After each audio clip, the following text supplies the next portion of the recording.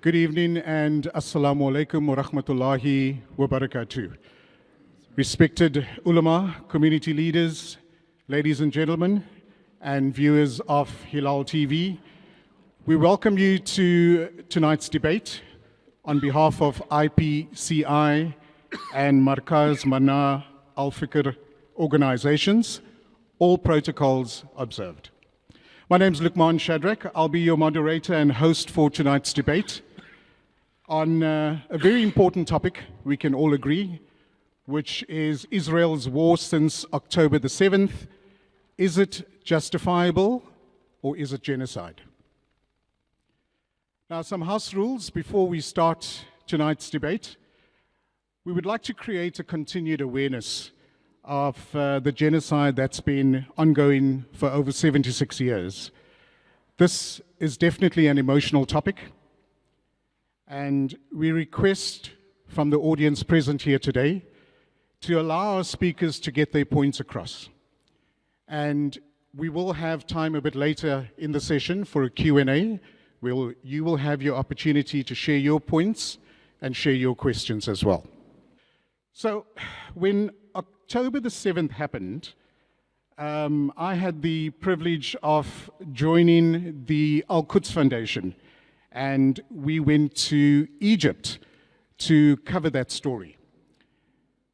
At that time, Western media was painting a very different picture of what was happening. So being on the ground gave us a very different perspective and a true perspective on what needed to happen from the aid from Egypt over the Rafah border into Gaza. I met brothers from Indonesia, I met brothers from Turkey, and they were waiting for weeks on end for that aid to be sent into Israel, or into Gaza, my apologies. They were intercepted by various organizations, and it was so amazing meeting people from Jordan who provided ambulances, because some of the ambulances were bombed. We had to provide tents to Gaza as well because some of the houses were bombed. So this is the type of effect the war had taken on both sides of the border as well. Our panel tonight, I'd like to thank them for making the time and coming through as well. I'd like to introduce one of our first guests, Brother Mark Oppenheimer, who has been a practicing lawyer and member of the Johannesburg Bar for 15 years. He has appeared in the Supreme Court in a series of cases that seek to determine the boundary between freedom of expression and genuine hate speech. He ran a widely televised hate speech trial against the EFF and Julius Malema for the infamous Kill the Boer song. We also have Brother Abdullah Andalusi. Ustad Abdullah is a British Muslim intellectual international speaker and co-founder of the Muslim Debate Initiative. For over 15 years, he has delivered lectures, debates, and training programs across the world on Islamic thought. Brother Abdullah has debated academics, politicians, atheists, Christian theologians, liberal activists, and Zionist advocates in Europe, Middle East, Africa, Asia, and North America. His goal is to equip Muslims with clarity, conviction, and the tools to navigate the ideological pressures of the modern world. Ladies and gentlemen, please give a round of applause to our two panelists.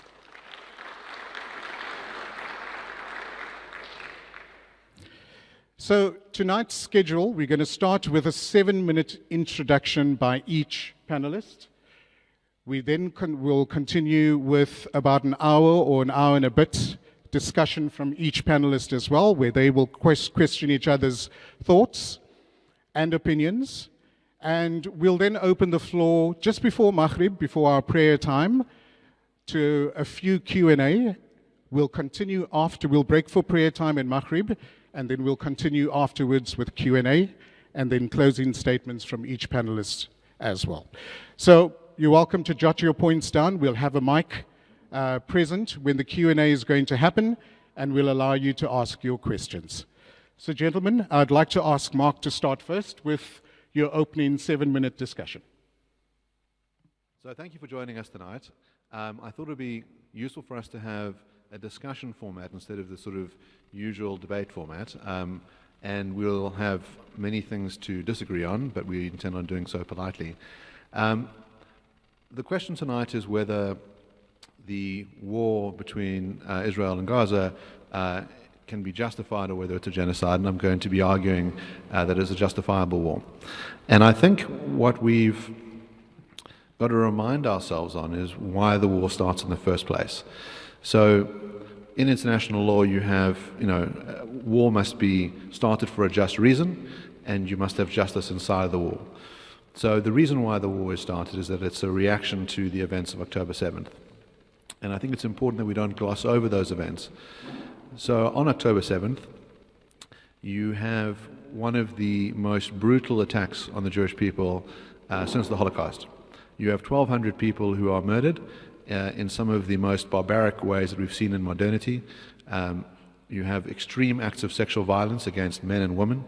There's an extremely disturbing case that's described by the New York Times about a woman who was gang raped and her breast was cut off while she was being gang raped, and the breast was then used as a football by those who were murdering her. You have cases of men whose penises were cut off and put in their mouths. You have cases of children who were kidnapped, 251 hostages in total. And as I say, not just the scale of the attack, but the barbarity that ensued means that when Israel declares its two war objectives, which is, one, the eradication of Hamas, to ensure that October 7th would never happen again, under conditions where the leaders of Hamas had said that they will do an October 7th again and again and again. In other words, you have a political organization that is determined to annihilate the State of Israel and its inhabitants. And then the second war aim is to recover its hostages.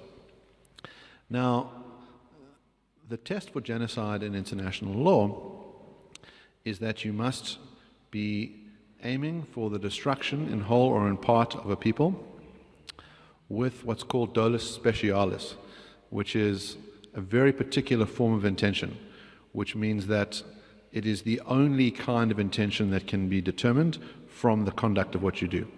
So if it's plausible that another form of intention is there, which is, in other words, just war aims, then you cannot meet the legal requirements for genocide. If we think about genocides that are generally recognized, you have this annihilationist project. So, for example, if you think about the Armenian genocide, where under the Ottoman Empire, the Armenians I think it's about 1.2 million people are put on a death march with the aim of annihilating them on the basis of their faith. You had forcible conversions, you have mass deaths. The idea there is to destroy a people in whole or in part. If you think about the Holocaust, you have a systematic killing of civilians on the basis that they are Jewish, not necessarily that they practice the faith, but that they were determined to be Jewish based on their bloodlines. You have a coordinated strategy by the state to do this. It happens over a long period of time, and you have the annihilation of 6 million people. So if we look at what happens in the war, we see that we don't have any of those features. So you don't have the State of Israel saying that they intend on annihilating the Palestinians as a people. I noted that the moderator started off by saying that there's been an ongoing genocide for 76 years. The Israelis must be the worst genocideers in history because the population in Gaza has only risen over time. If you're a genocideer, you would be trying to annihilate the population. You must also accept that the Israelis have the capacity, the military capacity, to kill every single person in Gaza, and they haven't. Instead, what they've done is to warn civilians of strikes, to ensure that their targeting is aimed at military targets. The rules in the laws of war are such that you cannot deliberately target civilians, but you are entitled to attack a military target, knowing that there will be civilian casualties, provided that it's proportionate in the circumstances. And the way the proportionality is determined is that you look at the impact that it could have in terms of the loss of civilian life versus the gain that you will get militarily. And the gain might be in relation to the particular enemy combatants that you can kill in that strike, and also the deterrent effect.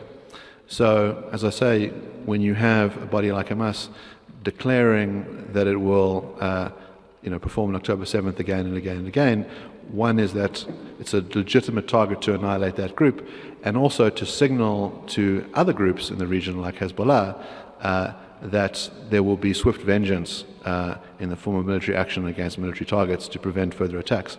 One of the things that wasn't discussed much during the war was the fact that 200,000 Israelis were driven from their homes because of attacks in the south from Hamas, but also from Hezbollah, who were firing rockets which couldn't be defended against through Israel's military defense system, and so many Israelis then had to live in refuge. Ultimately, the Israelis had to fight a war on many fronts because they were not just attacks from Hamas and Hezbollah, but also from Iran. They were able to rely on their friends in the Abraham Accords, so the Jordanians, for example, helped shoot down Iranian rockets. The peace with the Egyptians also was maintained. And if we look at the sort of conclusion of the war, we see that the Israelis were able to achieve much of what they wanted, which was the release of all the hostages. There's only one body that is left behind. And the large dismantling of Hamas with a peace deal that would ensure that the remaining members of Hamas will put down their arms. So if we look at the totality of those events, we can see that if the Israelis really did want to annihilate the Palestinian people as a people, they haven't done it, even though they could have. They've lived up to their war objectives, and we now have a ceasefire that may lead to peace in the region, which would be good for everybody, because every loss of civilian life is tragic, and I don't think anyone wants it to continue. Now, Mark, who proudly identifies as a Zionist, chose the topic of today's debate on whether Israel's actions in Gaza are justified or genocide.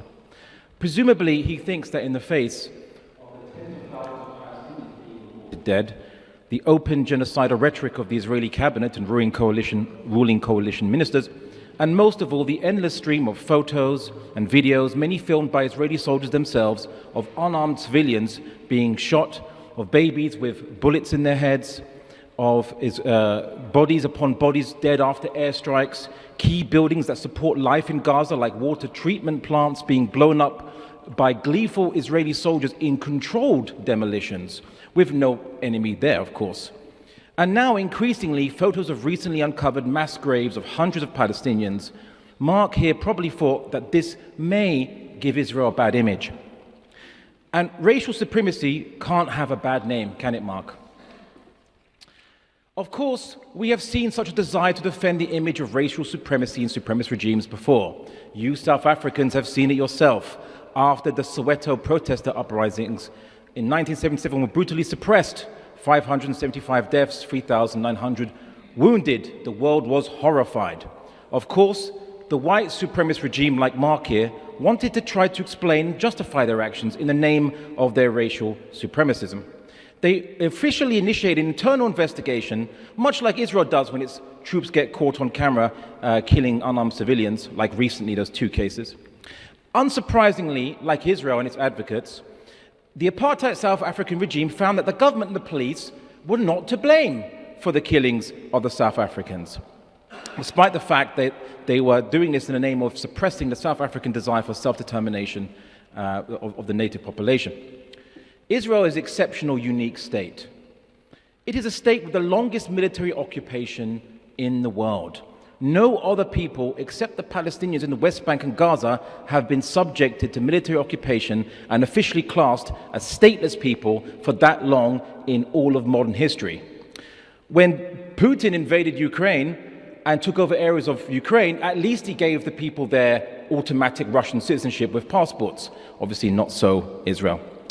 According to Zionism, Palestinians must be denied their right to self-determination according to international law, and in case it wasn't clear to everyone, Israel passed a constitutional law in 2018 reaffirming the right to exercise national self-determination in the state of Israel is unique to the Jewish people. No other liberal democracy since apartheid South Africa has race-based laws giving automatic citizenship to one race or ethnicity except Israel, like the so-called law of return that gives anyone coming to Israel automatic citizenship under the principle of birthright or ancestry, but denies that to Palestinians despite the fact that they have birthright and ancestry in the same land. Explain that one. And this is despite the UN Resolution 194 that grants all 750,000 Palestinians and their descendants who were expelled from 500 villages on Israel's creation the right to return back. They're refused because they don't belong to the right race. Within the occupied territories taken by Israel in 1967, Palestinians are subject to a brutal occupation, apartheid, control of borders, home invasions by soldiers at night under the policy of making their presence felt, being shot for the slightest suspicion, like 13-year-old Imam Al-Hams in 2004, who was shot going to school because she dared to go near 70 meters away from an Israeli checkpoint. Her wounded body was then approached by an officer who emptied his magazine into her point blank to confirm the kill, quote unquote, and he was absolved in Israeli courts as just following policy and orders. Palestinians can be arbitrarily arrested and held for administrative detention for 6 months, but renewed indefinitely. Before October 7th, 1,320 Palestinians were currently held hostage in administrative detention under military rules in the West Bank. Rules and laws remind you that the West Bank Palestinians can't vote. They are under laws like Military Order 101 that criminalizes criticism of the State of Israel, even the displaying of Palestinian flags, with punishments up to 10 years in prison. These are laws they didn't vote for, by the way, because it's military occupation. The NGO Adamir documented 5,200 political prisoners in Israel and Palestine, West Bank, before October 7. All this is what Zionism requires to implement over a people for 57 years, the denial of their self-determination.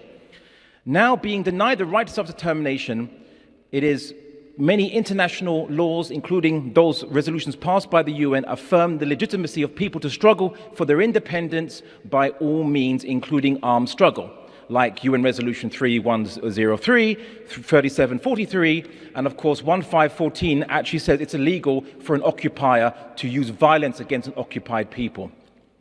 Accordingly, this would apply to Palestinians too. Therefore, Israel, like South Africa, does not have a right to defend itself against those it's still occupying and oppressing, any more than a rapist has a right to defend himself against the blows of a woman trying to struggle out of his perverted grasp.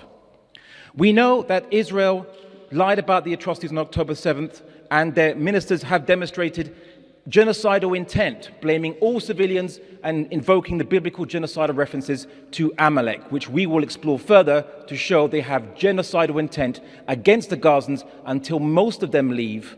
They don't need to kill all of them, because genocide can be in whole or part, but to kill as many Palestinians as possible to get them to leave Gaza. Thank you. I rest my case here.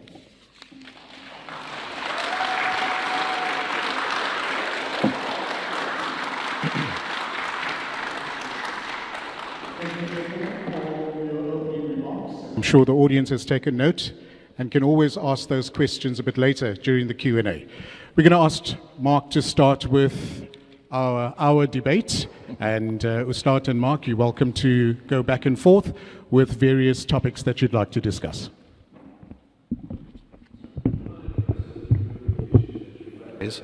So if you put the volume up a bit, just because I think it's not, so we can both be heard, yeah? Okay, go ahead, sorry. That's good? Yeah. Okay. So let me try and address a couple of the issues that you raised. So the first is this strange notion that people have about Israelis being white and looking like Woody Allen. If you spend any time in Israel, you realize quite quickly that it is one of the most racially diverse countries on the planet.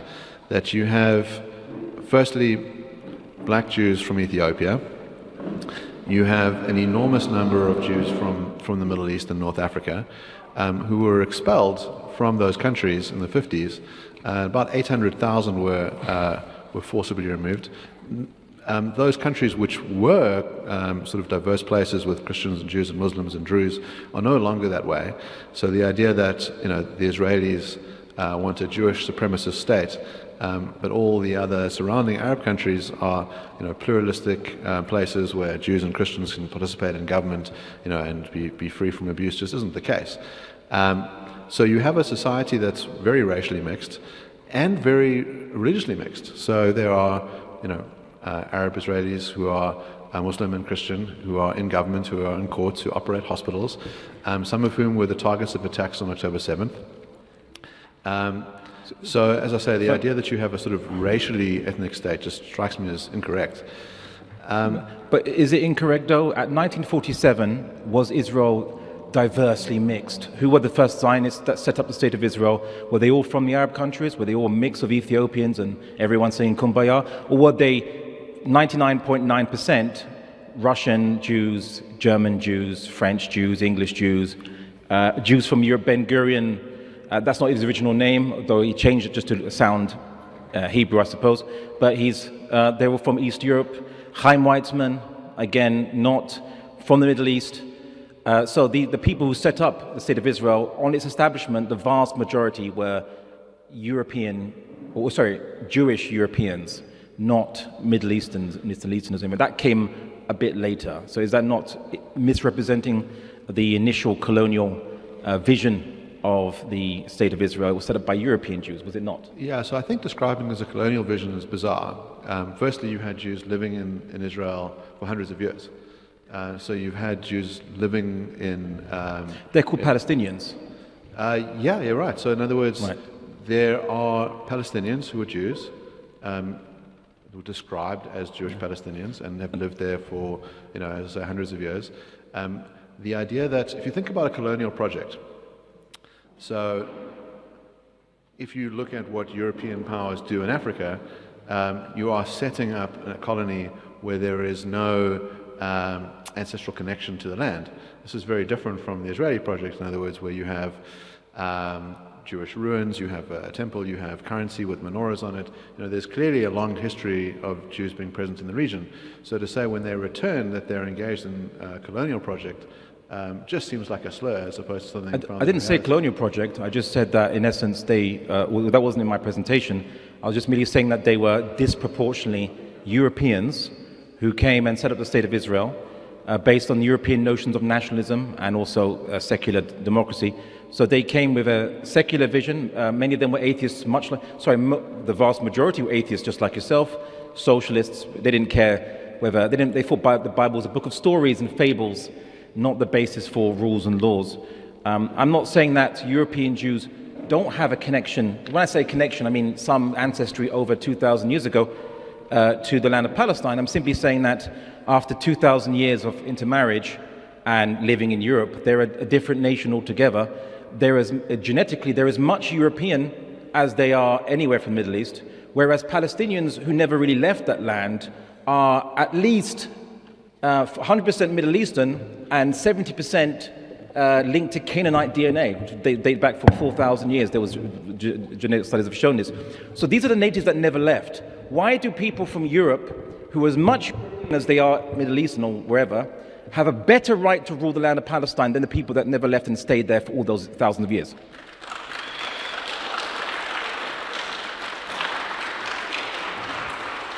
Well, I suppose a couple of things. The one is that, this is sort of off topic.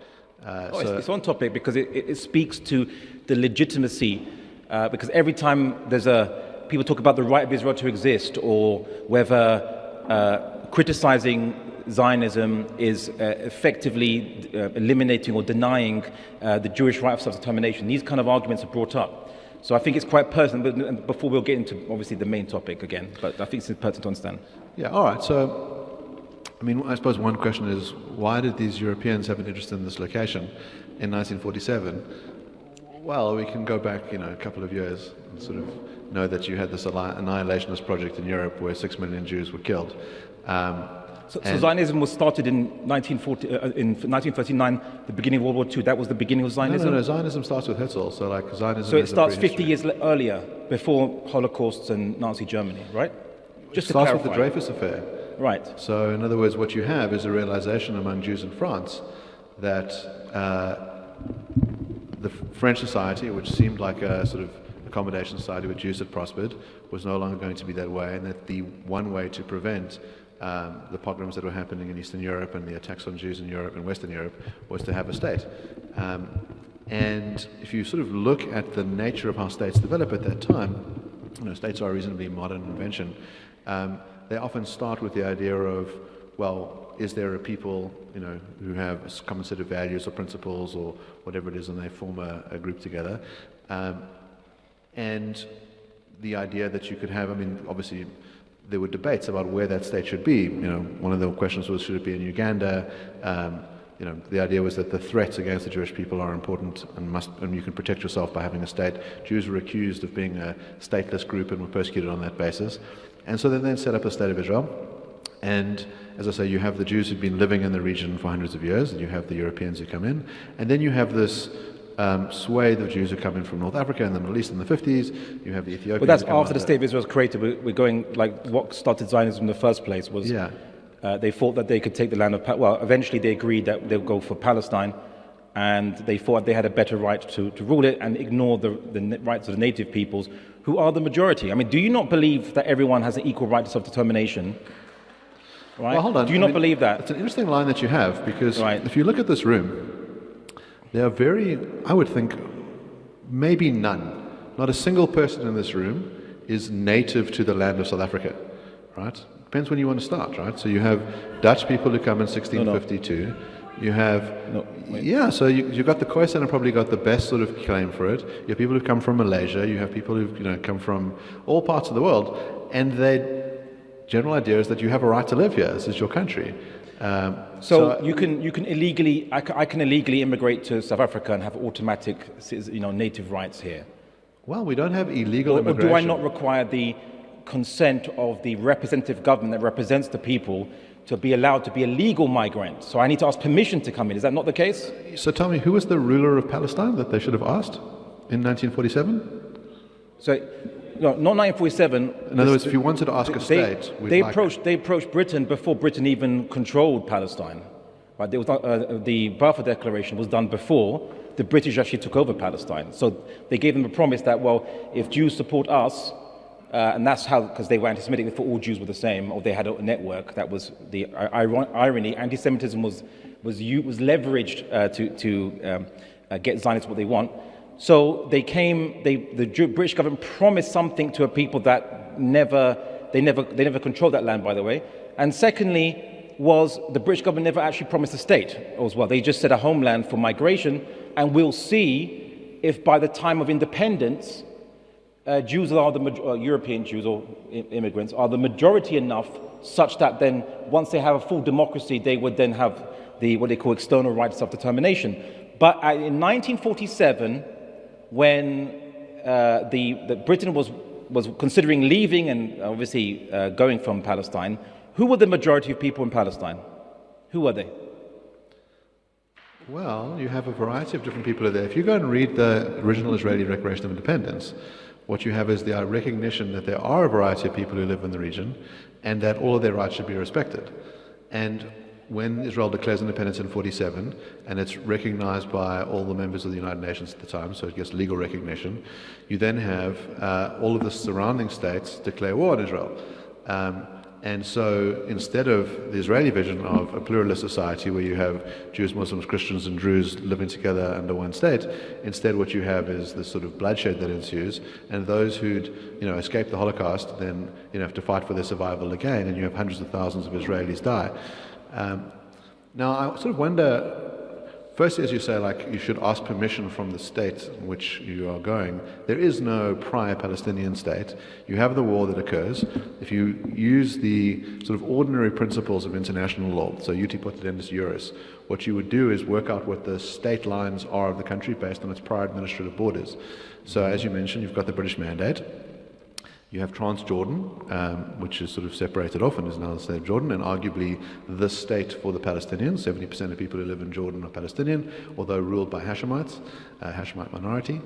And then you have the war, and the Jordanians occupy the West Bank, and you then in 1967 have a further war, The West Bank is recaptured, and the Jordanians then cede all rights. So the West Bank is recaptured. Yes. So when was it previously captured? It's captured by the Jordanians in the War of Independence. So if you look at the original borders... Was it recaptured by the Israelis? When did the Israelis ever control the West Bank? Before 1967? So if you look at, as I say, Uti Potidus Juris is the way to determine what the boundaries of a state are. Is you should look at the borders of control beforehand. So you should look at whatever the borders are for the British, which includes the West Bank. Okay, can we talk about Uti Potidus Juris? So let's go back a bit, because you said a bunch of things, and I didn't want to interrupt you because I wanted you to obviously elaborate. So yes, the State of Israel has in its constitution a recognition of and tolerance to plurality, you could say, of people's different religions and races might live there. That's true. No one argued that they didn't believe that. And no one argued that Israel intended that they'll create a colony state with only one ethnic group. America was a colony state, and they brought a whole bunch of different ethnic groups over. Right? Still a colony state, though. But here's the issue. In 1947, 2/3 of the population were who? In 1937? In Palestine. Who was 2/3 of the population of who? I assume it would be the various Arab groups that were there. So the Palestinians. Okay, good. We're making progress. Well, Let me continue. So straightforward. Sorry? To say the Palestinians is not so straightforward. In other words, the term Palestinian is a political term that non-Jewish comes out later. Palestinians. Is that a suitable category? We just say non-Jewish Palestinians then. All right? Okay, so they were 2/3 the majority. So if they're 2/3 the majority, and the State of Israel was created, did not Ben Gurion say, when he looked at the initial UN partition plan, which was actually a recommendation, it was not binding, and it was up for England or Britain to adopt it. When he looked at the initial partition for the Jewish state that was going to be partitioned off, which got 55% of the land, even though they're only 1/3 of the population, the Jewish population or the immigrant population, he said we can't have a viable state with 40% being Arabs, as he called it. Can't have a viable state because the Arabs will always be the brokers of power in any election. They're the ones that decide it. And of course, according to Zionism, it's Jews that must determine their own destiny, not anyone else being involved in that. So after the ethnic cleansing that occurred, called the Nakba, 1948, 1949, how many Arabs were left in the State of Israel? From this 40%, how many Arabs were left? Well, I think firstly to describe it as percentage-wise. So what you must look at, of course, is that Israel was attacked in 47. You have a war. No, Israel was attacked by who? Which army attacked Israel in 1947? The Egyptians, the Jordanians. No, that was 6 months later. There was no Arab armies in 1947. Well, no, in other words, the war starts in 48, right? So you have the Declaration of Israel. When do military operations, who was the first person that began military operations? Which side began actual military operations in the land of Palestine in 1947, 1 month after the UN Declaration? Do you know who? Do you want to tell me? You didn't research it? You're meant to be an advocate here. Why am I giving you a history lesson for? Okay. I mean, we're debating a different topic. It's the Haganah. Right, and the Irgun Lehi, which are terrorist organizations. They all become amalgamate into one, and they become one force, and they begin ethnic cleansing operations. Actually, it was because of about 5 months later, the Arab states complained that there was a whole bunch of Palestinians streaming out, and they make official declaration to the UN from the Arab League saying, there's all these people streaming out, massacres and so on. We have to come in to restore order because these people are already streaming out. They're already running away. They're being, you could say, genocided back then. And then they came in and they said their aim is they want to create a one state with everyone their equal rights and democracy. Who said no to that? Who refused that? And also, who refused that when it was discussed amongst the UN? Why not have a one state? It was the Zionists, because they don't want equality. They don't want equal democracy when they are the minority. So it's not equal rights. Well, much like the apartheid South African, the National Party, they said we can't be a minority. For us, this will be a cultural genocide or what have you for ourselves. We have to be the ruling, even though they were the minority. So is anything I said not factually the case according to your reading? Am I misrepresenting in any way? So firstly, the idea that the surrounding Arab states just wanted peace between the different peoples is untenable given how minority groups have done in Arab states. So I mentioned earlier that you have Islamic-only states. If we sort of zoom out of the map of the region, Israel takes up a lot of space in your newspaper, a very small amount geographically. It's about the size of the Kruger National Park or New Jersey. What does it look like ethnically diverse there? How many Jews and Christians and Druze are in positions of power in those other Arab nations? You want to tell me? Well, it depends how far you go back in history, but Let's look now. there's actually been there's been quite a few. Saddam Hussein, for example, had a Christian minister under him and so on. You could look at different parties and times, but I don't want to divert to the topic. How many Christians are there that run Iran? Because when you said that there are Middle Eastern Jews in Israel and they came from the Arab countries, so presumably it was almost like 900,000 Jews from the Middle East. They migrated to Israel. Israel was telling them to come. There literally was campaigns saying we need to fill spaces, come to Israel. 900,000 from the Middle East. So presumably then there were 900,000 Jews in the Middle East prior to the state of Israel, not killed, massacred, or emptied. They didn't just pop up the ground and migrate. They were there for thousands of years alongside their Muslim and Christian counterparts. Is that not the case? Well, did they So live is it as not the case that Israel then brought sectarian racial strife to the Middle East because it didn't exist before that? Well, no, what you had, you're the alleged egalitarian and you think everyone should have equal rights. Tell me, under Islamic law, do Christians and Jews have equal rights to Muslims? That was allowed. Wait. So this is the canard, but I'll entertain it. So Islamic law, there are the only citizens in an Islamic governmental state or in the Ottoman states are actually the non-Muslims. They're the only citizens. Jews, Christians, others.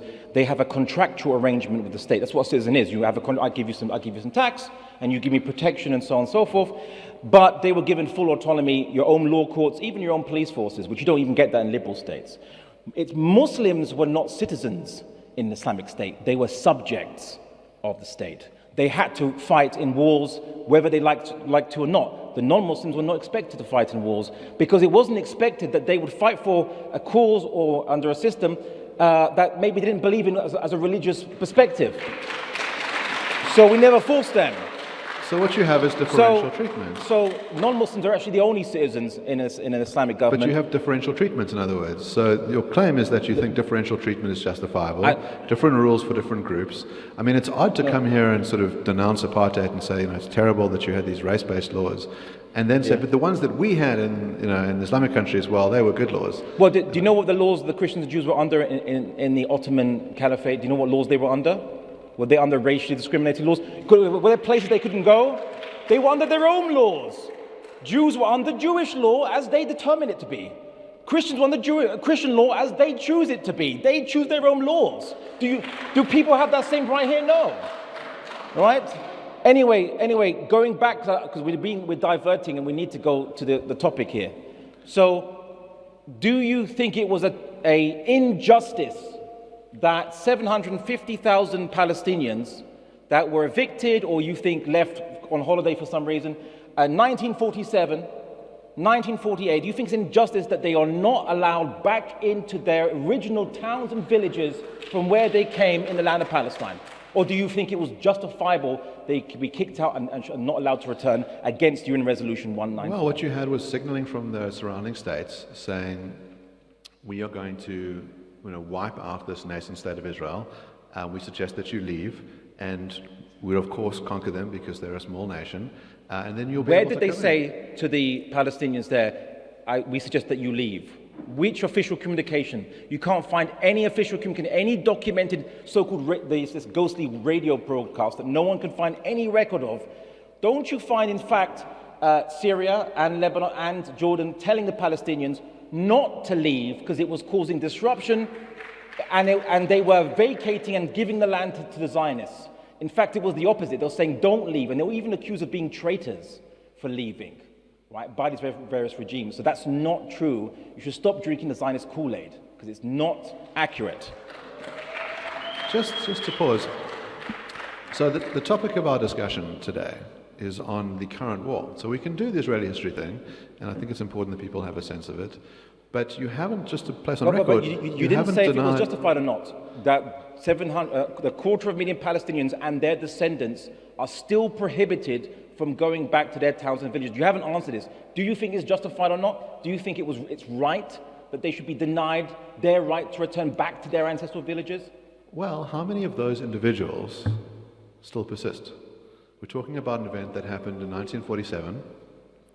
Oh, So in other words, I would imagine that the claim is not, the right of return claim is not that those particular individuals who have a claim against the state to say, I want compensation or I want access, that's not the claim. The claim is that all of our descendants have a claim. That's a very unusual claim.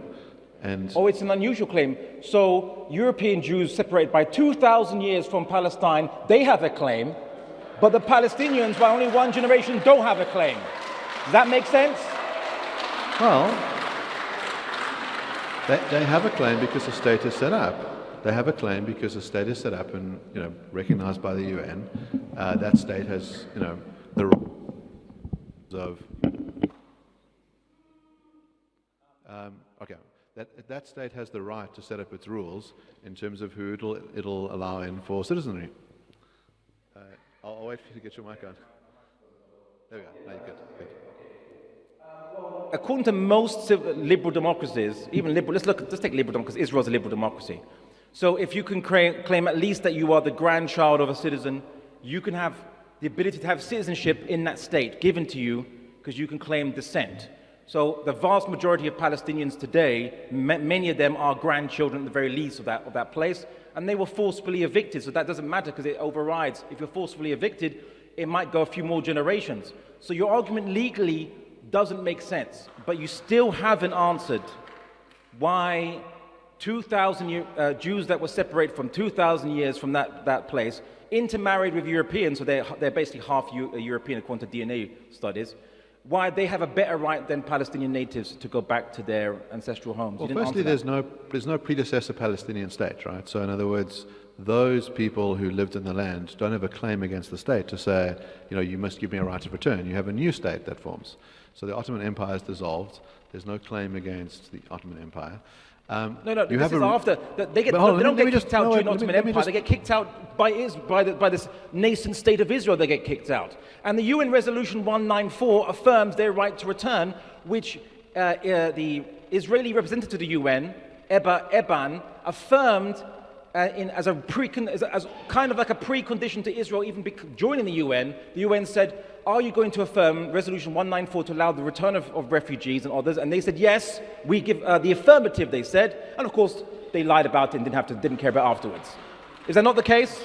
All right, so I want to speak a little bit uninterrupted for a bit. Yeah. Okay, so let me try and distinguish a couple of your So, claims. Mark, before you begin your next point as well, ladies and gentlemen, as I requested earlier on as well, we want to make this an intellectual debate. We want to respect each person's view. So booing and whistling, that type of thing, I'd like to maybe ask you to stop doing that. You're welcome to clap.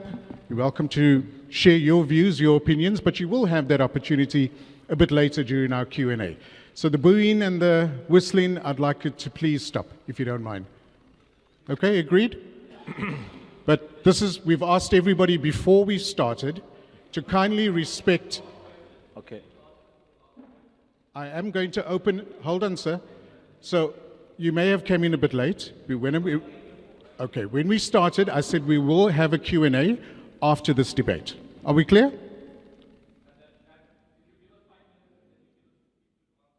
But you don't know that, sir. We haven't started the Q&A.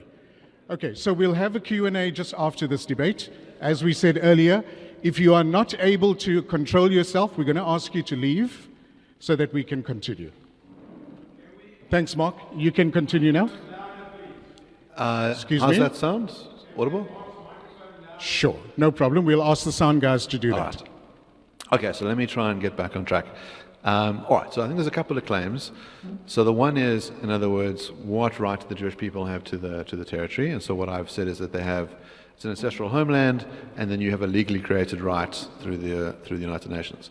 The separate question is there a right of return for those Palestinians who, let's say, lived in the territory, become refugees, and as I say, that sort of the state itself, the new state, just gets to determine, what its rules are on immigration. And you could have a compensation scheme, for example. You could say, some land must be swapped out. There's an ongoing debate with what do you do with this sort of territory? What do you do with these claims? As I point out as well, that of those who actually resided there aren't going to be 700,000 anymore because it's from 1947. So you're talking about more than 75 years ago. So you could have a limitation on the claims. And as I say, the Palestinian claim is much more broad than that. It's that all descendants have a right of return. Now, if we just think about the movement of people between nations, as I mentioned, you had 800,000 people from the North Africa and the Middle East who aren't asserting a claim to say, I want my home in Baghdad back. You had a very vibrant Jewish community in Baghdad, and they have accepted that, through the passage of time, that they have now moved and they live somewhere else. And you don't have that. What you've had is that you've got two sort of different Palestinian communities who've emerged and created lives for themselves in the West Bank and in Gaza. You've had some who've left to go to other countries and started lives there. You've had many population groups who sort of moved around and have sort of longings to be back in places. But the idea that the Israelis don't have a right to exist legally obviously is untenable. But I just want to point out that the topic that we signed up for hasn't been answered. So I want to try and just get us back there. I understand the nature of Israeli debates is often, you go back in history and you want to sort of make a claim. What we've asked ourselves is about a particular legal answer to what's going on in that war. And as far as I can tell, you haven't denied the sort of horrendous actions committed by Hamas. One thing I'd like to know is whether you think any of that stuff justifiable. You mentioned two things in your opening statement. The one is you claim that Israel has no right to defend itself because it's an occupying power. Now, Article 51 states that states have the right to protect their own citizens against any attack. Against where, sorry? Against any attack. Now, against foreign states, right? The way that it's phrased doesn't say that. It just says any so attack. So is Gaza and West Bank a foreign state? Well, so this is an interesting question. So what you have, obviously, is that the Israelis withdraw from Gaza in 2005. Okay, you have almost total sovereignty in Gaza since that period of time. So you have, in other words, an elected government. Hamas killed. So Gaza was not an occupied territory according to international law, according to the ICJ, especially with that ruling on the Gazan War. What they said is the borders are controlled. Their fishing territories controlled. Their sovereign territories in the maritime territories are actually controlled. Airspace controlled. So what goes in and out is controlled. So if the ICJ said this amounts to occupation, so are they not still an occupied territory till this day, or even up until October 7th? Well, so you can have a debate about it. I mean, I think. And do you think the Palestinians view Gaza as a separate state from West Bank? It's like Russia retreats from Kherson in Ukraine, and then the Russians say, "Why are the Ukrainians still fighting me? I retreat from Kherson." Right, and the Ukrainians even use Kherson to continue fighting as a launch pad to continue fighting Russia. Say we withdrew, and look, they're still fighting us. That means the Ukrainians aren't interested in peace, right? That's how ridiculous you sound when you make that argument. No, that's just said. All right, but also, something else. So he said, well, the issue of the right of return of Palestinians, even though it's affirmed internationally, in international law, of which Israel is a signatory to the UN and accepted that premise, Resolution 194. Let me. Okay, sorry, sir. No, sorry, sir. Well, I'm going to ask you if. Sorry, sir. You will have an opportunity to share your question, but for now, hold on, sir. Excuse me. We will try and adjust the volume, but it's not purposefully done. Okay? You have, but don't shout at me. I'm addressing you respectfully.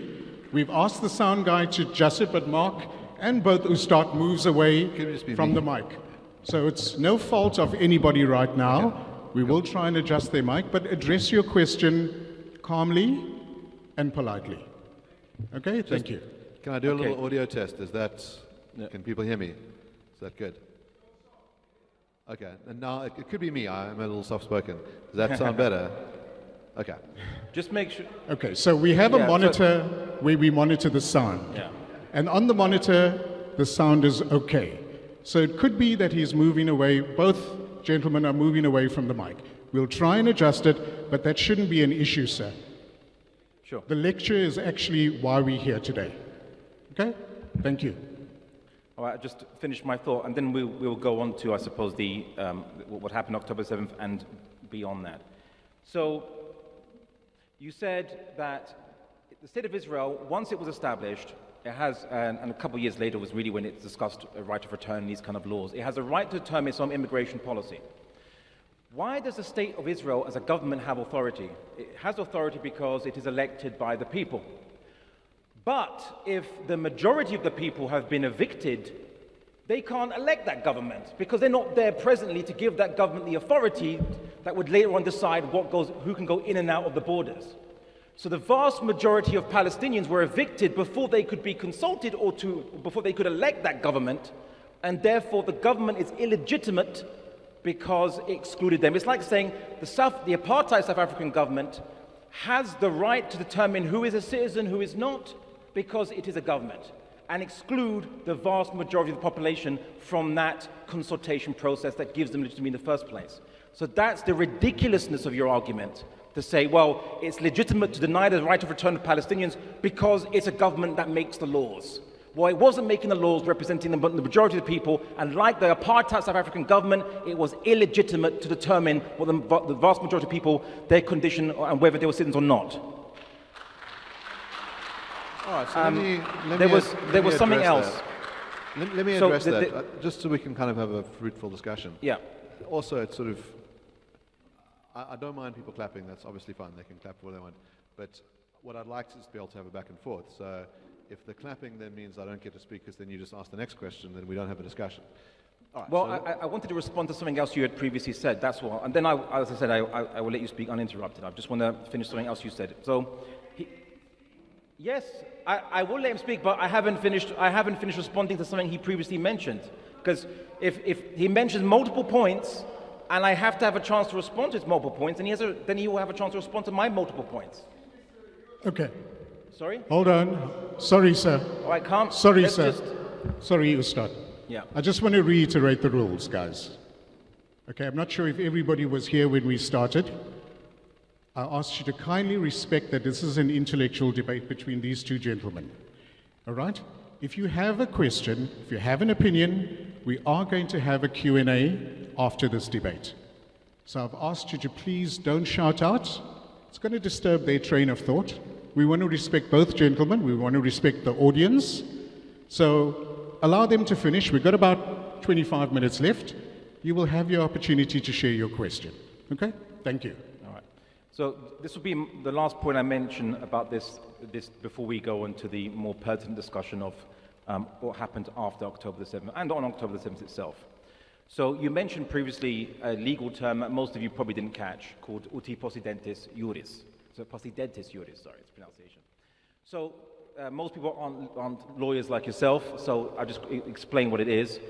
It's a customary law that states that when there's a former colonial territory, when the colonizer leaves it and gives it independence, you might have a minority group in that territory want to break away from that territory because they say, well, we want to be a separate nation. So the principle of possidentis juris is that the borders established by the colonizer be respected as long as the minority in that land is represented in government, right, called internal self-determination. If I discussed it correctly, more or less. Okay. And this was used against the province of Quebec when they wanted to secede from Canada. It was said, uti possidentis juris, they can't just succeed unilaterally. Canada has to let them go with consent, you could say, because you have to respect the colonial boundaries as is.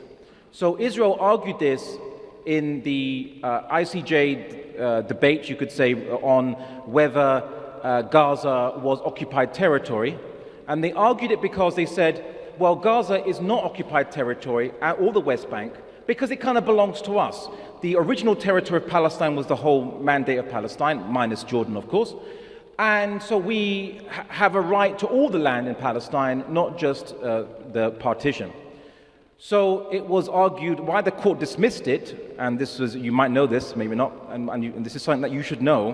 Why they dismissed it is they said, even if we humor the argument that the whole of Palestine should remain as one continuous state, one full state, you cannot use this principle if you're the minority and you want to take over the state and deny the majority their right to self-determination. This was actually a principle to tell minorities not to leave the majority if they're a minority, to say, I don't want to be under this majority, I'm going to separate. But the Israeli argument was on its head that they can have a right to all of the territory and still exclude the majority. And that's why they rejected it. They said this is the very opposite of Posidonius Iuris. If you were to follow this principle, it is the Palestinians that should have one whole democratic state, equal rights for all, which is what the Palestinians have always argued, at least back then. So that is exactly why it's very disingenuous that Zionists argue this, because this principle was used to say that the majority should have the right to self-determination externally, as long as the minority have equal rights. But the only one that opposed a one-state solution with everyone equal rights, who was it? It wasn't the Palestinians, it was the Zionists, from Ben Gurion till today. No one-state solution. They say that's a cultural genocide for us. This is the elimination of the Jewish state, exactly like the white South African National Party said when they didn't want to have a whole state for everybody equal rights. Is that not the case, sir? Well, so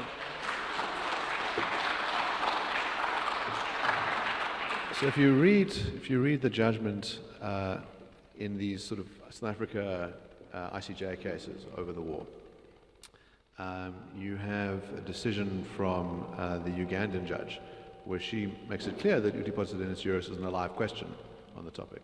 So I don't think it's a settled question, and I think there are arguments to be made on that front. All right, but to transition to the sort of, well, I want to just pick up on one thing you said, and then I think we should transition to the topic of the day. The one is around the idea of, those citizens who are left unrepresented, and you want to say, well, they ought to be able to determine, the laws of the country which they don't reside in. But they do have government representatives. So, you have Hamas representing them for a while in Gaza, and then you have the PA in the West Bank. And of course, the difficulty you have with the PA is that there hasn't been an election in the last 18 years, but they did vote them in. And so there's some level of sovereignty and control. You also have a situation where Hamas killed their political opponents in Gaza. So the idea that you could have one state that encompasses Gaza and the West Bank might be desirable, but I think it's impractical given the sort of hostilities between the two regimes. That may shift, in the peace process that occurs, and maybe you would be able to have one sort of unified state with land swaps or things like that.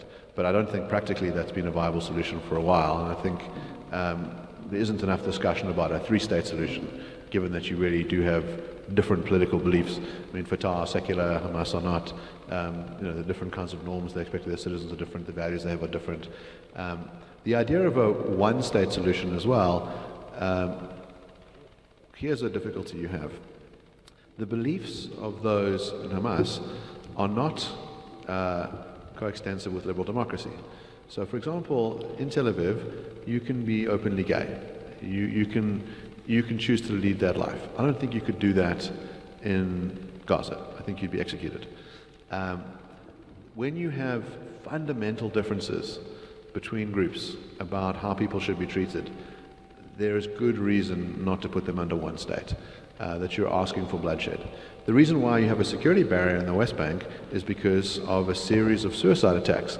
You can go sit in a restaurant in Jerusalem now, and there'll be shrapnel on the walls because you had people who strapped bombs to their chests, blew themselves up, and deliberately targeted innocent civilians. Israelis don't like the fact that you have to have a security barrier. It's a blight on the landscape, but it is one of the things that's necessary because you have, a population group that has, declared a violent war against civilians. And this brings us to the sort of topic of discussion today, which is, one, I think it would be interesting to know, you mentioned, you have the kind of radical claim that the Israelis have no right of self-defense. What do you think they should have done after October 7th? And do you think that the methods used by Hamas were justifiable?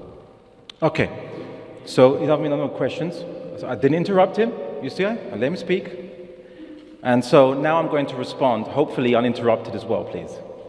Right, so my interlocutor said that the Palestinians who were evicted and weren't even consulted on the initial election of the Israeli government at the beginning, it's okay because 60, 70 years later, they're represented by these smaller areas of their territory. I would say 22% of their original homeland, but it's actually less if you consider the West Bank is only about 40% under administrative semi-autonomy, if you can call it that.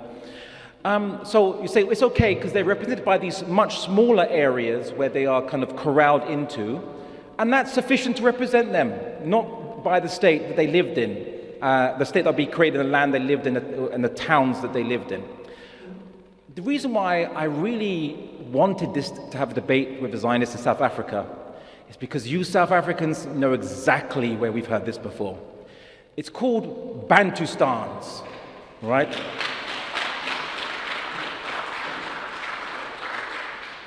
The South African government said, we're not an apartheid, a real apartheid government in terms of separating by race, because we give the races, each race, their own area, which is a sovereign state in itself that no one else recognizes, apart from one country that recognized it. Do you know which country had a de facto recognition, diplomatic relations with these fake Bantustans? Have a guess, everybody. Israel. Because birds of a feather flock together. They got each other's back. Anyway, so the whole argument sounds like a Bantustan justification, which I think is completely bogus. As for the argument that, well, how can we have a one state with people that want to kill us or suicide bombers or so on and so forth? I want to quote you from a book. It's a very good book. I'm going to be promoting it. And no, he didn't pay me to do this. This is a great author. Peter Beinart.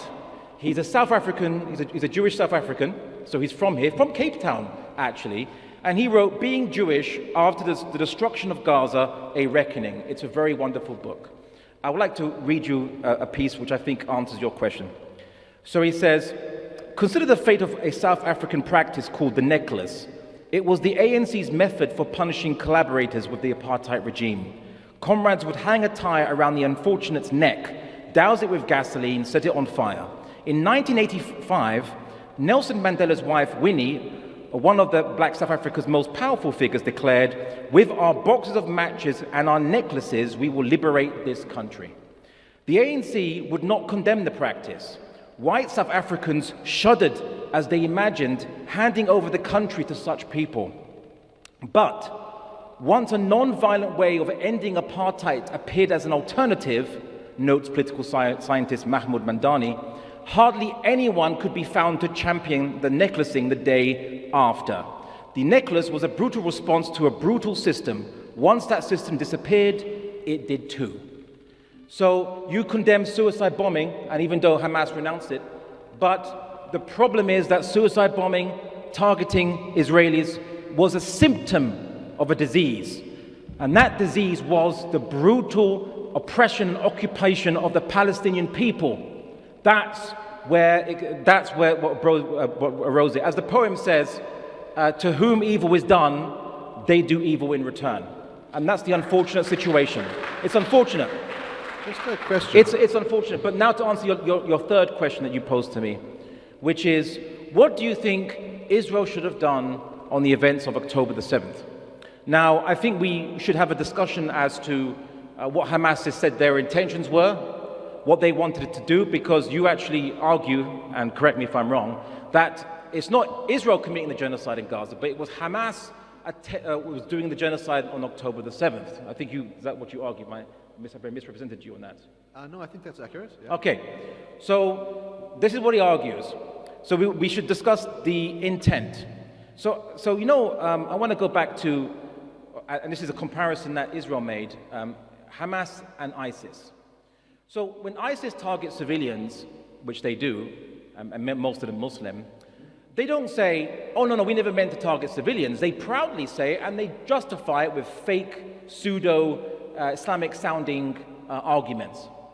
They argue, because they have to tell their soldiers why it's not forbidden in Islam, even though all Muslims know it is, but why there's an exception in this day and age to targeting civilians, a prohibition of targeting civilians.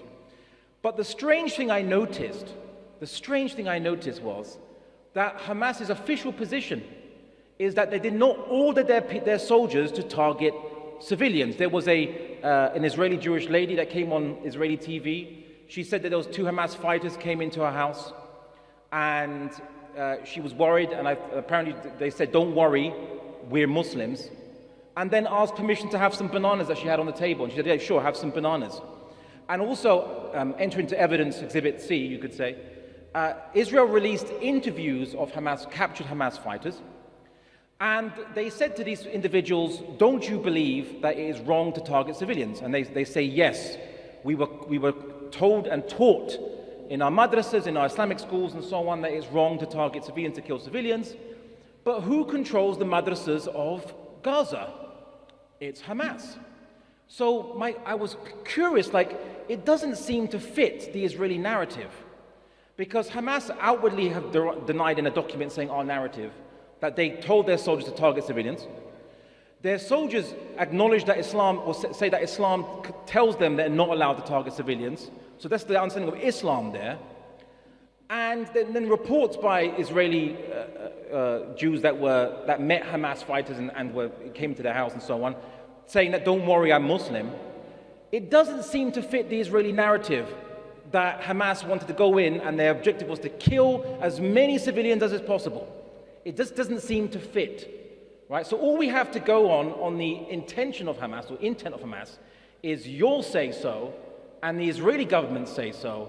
The same Israeli government that would say things like, "Oh, there was these ambulances coming to us. Oh, we didn't know they were ambulances. They were suspected vehicles. We shot and destroyed them. They were coming, they had their lights switched off, and then a camera footage was released from a mobile phone on a dead body of one Palestinian survivor, well, it wasn't survivor, but first aider, which showed they had their lights blaring and everything." And then people said, "This Israeli government lies." I know it's a radical thing to say, but the Israeli government actually lies, much like the South African government lied about Soweto, much like the Nazis lied, but they were killing Jews up until the time it was discovered by pictures. So why should I take the Israeli government's narrative, which you seem to drunk full on, and go against evidence that seems to suggest that Hamas had other motives other than just killing every Jew they could find? Gentlemen, we have 10 minutes left of our dialogue, and then we'll open the floor to questions. Not necessary, sir. Not necessary. So I don't have to rely on the Israeli narrative. I think what you can do is rely on the footage filmed by Hamas on October 7th. So there's an infamous phone call of a son calling up his parents, and he says, "I've killed 10 Jews, and I'm calling you from one of their phones." And he's jubilant about killing Jews. If you look at the sort of footage that comes out, it's quite evident that civilians are targeted. I've actually been to those massacre sites. So if you go to Nir Oz and you go to the Nova Festival, I mean, it is evident that the people that were killed are not military targets. They are civilians. People that you had at Nova Festival were dancing. And I've been to the spots where they were executed, where they hid in bomb shelters and then were killed with grenades, where people were sort of gunned down while hiding in trees. I've been to the homes of those that were burnt down, so people who sort of managed to survive by hiding in a safe room and the rest of the house would be burnt down. Those were clearly targeted at civilians. I mean, the idea that it's a lie is kind of incredible, given that you have these handovers by Hamas of civilians, including of the corpses of the Bibas twins, so young babies, and the autopsies on them show that they were strangled to death. So the idea that Hamas respects civilian life and would never do these terrible things just seems extraordinary to me. Also, in conjunction with your claim that, well, suicide bombing is fine because in South Africa they used necklaces, I wonder if you know who the necklaces were used against. I think you've been in South Africa for a short period of time. Do you know who were necklaced? Just tell me who you think were being burned alive. I quoted him. He said collaborators. They were used against collaborators. Yeah, so you had lots of poor black children who were burnt to death. But then Winnie Mandela said that we'll liberate South Africa with necklaces, which, if you want to interpret it in one way, could mean everyone, all their enemies get necklaced, quote unquote. But that wasn't actually what happened. That wasn't actually their intent. But okay, I mean, during let's get back the to Truth and Reconciliation Commission, I mean, I don't think there are many South Africans who celebrate the use of necklaces. It's interesting to me that you would see that as a wonderful thing that the South Africans did to liberate themselves and use it as a justification. I mean, I'm sure there are, people in this room who are sympathetic to what you've said, but I don't know how many are sympathetic to the idea of children being burnt alive with rubber tires and gasoline. It's a dreadful period of South African history. But again, the claim seems to be, well, if those sorts of things are justifiable, killing kids with tires, well, then obviously all the stuff Hamas did is also justifiable. But you also want to do a denial game where you claim, no, Hamas, despite the footage, despite all the evidence, despite the hostages' bodies, none of that stuff really happened. In your opening statement. No, I didn't. Did I say none of that stuff ever happened? Did I deny any of video evidence? I'm simply saying that we're discussing intent, and when you look at genocide, you have to look at intent. Yep. So there are two things I want to mention, but I have to kind of give you evidence because I don't want to just make claims. So if you give me just some of your time, I will give you some evidences. So let's look at. So I don't deny there were houses burnt down. I also don't deny that we all saw videos of an Israeli tank shooting into a house and blowing it up in an Israeli kibbutz. We also know about the Hannibal Directive, which shot Hellfire missiles, and a lot of burnt bodies of Jews in the Gaza envelope area were burnt, suggesting of Hellfire missiles being used against them. So that also is the case, and the Hannibal Directive was admitted by a defense minister that was used. It was ordered on the day of October 7th or after. So this is all a matter of fact. But the question is, does the killing of civilians, which occurs in war, and I've heard you say war is hell before, I wonder if you'd say I wonder if Hamas could use your line and say, well, we didn't intend it because war is hell. But let's look at, I suppose, intent, is the most important thing. So he cites these examples of dead people who were killed and so on and so forth. We heard 40 dead beheaded babies, and then that turned out to be a complete lie. That was the official claim of the Israeli state, which, surprise, surprise, wasn't actually true. But let's look at what when Israel bombed Gaza after October 7th, or on October 7th, we see, for example, the Al-Dos family, 15 members killed, 7 children, in a strike that hit a 3-story residential building. Amnesty International investigated whether there was any military targets there, any Hamas fighters. Anyone asked the Israeli government, who were you targeting? No one, no evidence of any Hamas there. The Hijazi family, killed 10th of October by an Israeli strike. 12 members of their family killed, 4 neighbors killed. Israel claimed we're targeting Hamas, but no evidence, both on the ground or by Israel, of who they were targeting or any Hamas fighters there at all. The Harb family, 25 civilians killed, including 10 children.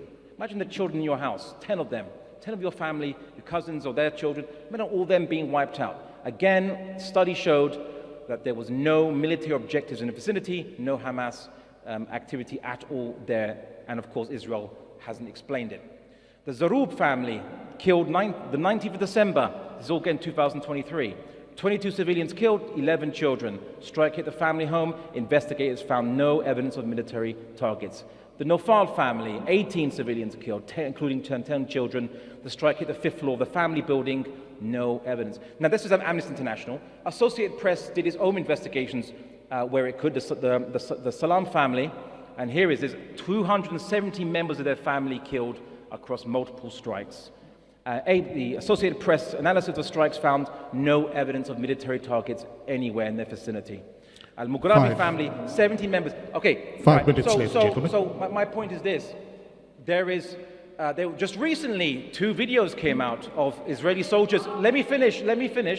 Israeli soldiers summarily executing people who had their hands up, just shooting at soldiers. And for him, this is no evidence of genocide. This is just bad apples. This is just, the odd criminal activity, even though there's systematic airstrikes, even though Biden approached Benjamin Netanyahu and said, why are you carpet bombing Gaza? And he says, well, we have to use these tactics against these people. So when on the day of October the 7th, according to a report of a meeting with Benjamin Netanyahu, he was told, how many targets do we have to strike? And he said, we only have about 1,000 or so Hamas targets. Only 1,000? Why not 5,000? Why not more? Right? He didn't care about Hamas targets. He cared about vengeance, and he cared about eventually what he would publicly say, the eviction of the Palestinians from Gaza by killing a portion of them, which fulfills the criteria for genocide. So why is that not genocide to you, but a few video cameras that of people committing war crimes is evidence of genocide to you? Okay.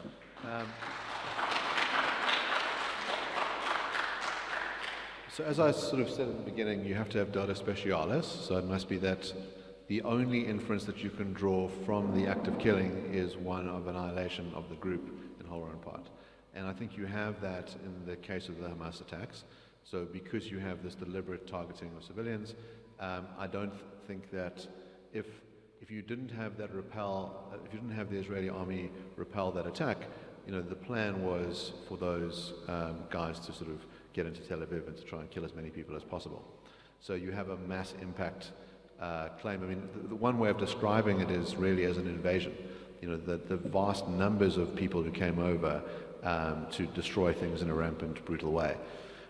On the other hand, what you have with the Israelis, I mean, you can mention situations, there might very well be instances where you say, look, this breaches the laws of war. That's a very separate question from genocide. So genocide, you must ask, is there dota specialis? Is there the intention to wipe out the Palestinian people? And that's the only inference we can draw. To say, well, these civilians were killed and this particular attack is not justifiable, we can't find a proportionality, that may very well be the case in a particular strike. But that doesn't get you to the genocide case.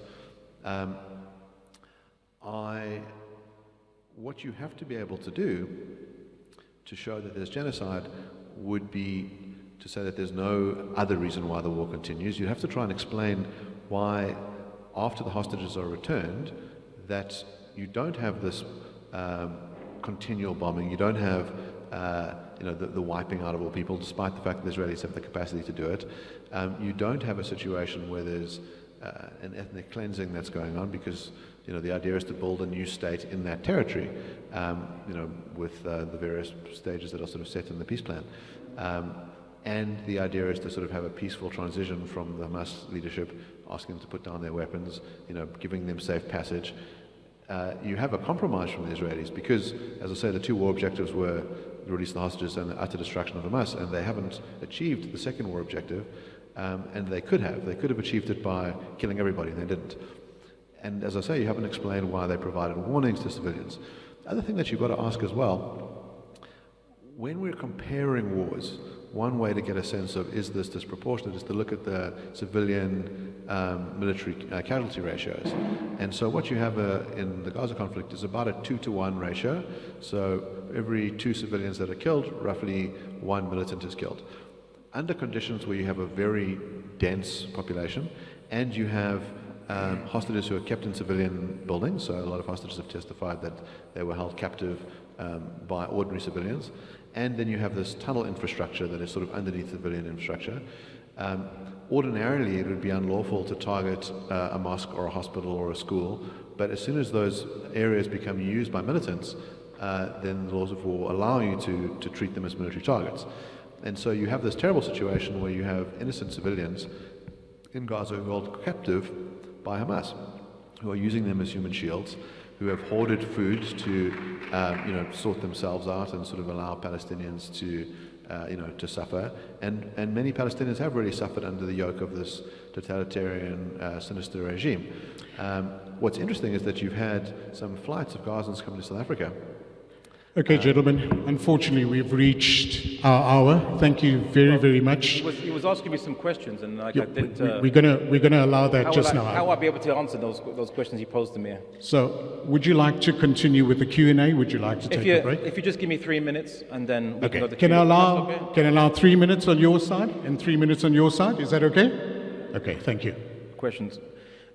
Okay, so he said, Dole Specialis, you need to improve intent. So I will ask him a challenge. Where did Hamas officially say, we did this to kill Jews, we want to kill as many Jews as possible? Ghazi Hamad, the interview he quoted, the infamous one where a guy said, we will do this again and again, and he gave a reason until the people he was talking about to end the occupation. He said in that exact same interview that, no, we didn't target civilians. We didn't intend or command to target civilians. So why do you believe him on one part of what he said and you quote it, but you don't believe the other part of what he said in the same interview? Right? That's the question you need to ask yourself. We all need to ask you, actually. Okay, he said a civilian ratio. This is very interesting, and there's a lot of things he said. I can't deal with it all, but he said, and by the way, I want to get to quotes of what the Israeli government actually said, including saying there's no innocent civilians in Gaza. So much so that even the Israeli soldiers were on video, masses of them dancing and saying, our motto is, there are no innocents in Gaza. Anyway, but the point I got was civilian ratio. So he says the civilians to soldier or fighter ratio is 2 to 1. So 2 civilians dead to 1, and that's acceptable. That's not a genocide. But you know what's interesting? Why not apply that ratio consistently? Of the 1,150 or so, depending on different statistics, of Israelis that died on October 7th, 1/3 of them were security forces and soldiers and so on, were they not? This means that the ratio of soldiers to civilians is 2 to 1 as well. So why is it that 2 to 1 means it's not a genocide unless it's the Palestinians doing it, and then that is genocide? The exact same ratio is genocide. You need to answer that, and of course that is also false because, as released recently, classified data from an IDF database was leaked. It named basically that the civilian death ratio was 83% of the people that were killed. That's 4 to 1 in Gaza. And just so you know, the Srebrenica genocide that occurred in Bosnia, which is considered to be a genocide, was basically 90% of civilians to 10% soldiers. So this is 83% civilians to 17% soldiers. It's very close to genocidal levels. Right? So why don't we talk about those statistics? Because those statistics, if you want to go to civilian ratio, it argues against yourself. Absolutely. Thank you so much, Brother Abdullah. Mark? Let me respond to that. So, one is one of the principles is that you can't intentionally target civilians, and then the ratios are when you are targeting a military target and you know that there will be casualties. So there's a difference, in other words, when you deliberately target people dancing at a festival and people living in a civilian village versus if you're attacking military targets who have surrounded themselves by civilians. So there's a huge difference between those two things, and that's why you can draw the distinction. If you look at the war in Yugoslavia, when NATO forces were fighting against the Serbian army, the ratio there was 4 to 1. In Mosul, I think you had about 3 to 4 to 1. So those sort of casualty ratios are not described as genocidal. They're just the kind of casualties that you have in wars. But again, you have to look at the particular context of it. So when you have many of those civilians who are killed because of the way that Hamas has treated them, that changes the numbers. You've got to look at a sort of moral responsibility. So for example, if you have a group of bank robbers who go into a bank and they hold people hostage, and then the police come in, and during the shootout, the police kill some of those hostages, they're not morally liable for it. The reason why those hostages are there is because of the bank robbers. And so one of the reasons why you have civilians dying in Gaza is because of Hamas holding them hostage, not referring to the Israelis they held hostage, and referring to the Gazans they held hostage. So that's one of the reasons why you have this unfortunate situation. But again, you haven't addressed, in other words, the fundamental claim is that Dota Specialis requires that there is no other possible thing that you could determine from the activity. And it feels like there are two very good things that the Israelis have said: release the hostages, which they've managed to do through military pressure, and weaken Hamas, which they haven't done sufficiently but have done a large job of. And that the fact that they didn't persist in the mass killing of civilians, the argument must be that you haven't met the Dota Specialis requirement. I think it's highly unlikely that South Africa will succeed in that case. So much so that Navi Pillay said that the only way that the South Africans could achieve victory in that case would be to change the rules. And so you have parties who've joined that litigation, like Ireland, who've said, well, you should change the rules. But on the current standards, it's not possible. It doesn't meet the requirements of a genocide. And I'm willing to bet anyone they want, with anyone you have, I'll give you 2-to-1 odds that the South Africans lose that case at the ICJ. You can put on any amount of cash. I just think it's highly unlikely it'll be found that way because it doesn't meet the requirements. Okay. Gentlemen, thank you so much for your time. Would you like to take a break, or are you open to do a bit of Q&A right now? We can open for some Q&A. Are you okay with that? Thank you so much. Ladies and gentlemen, please give our panelists a round of applause. They've given off their time, they've given off their effort to come through and have this discussion.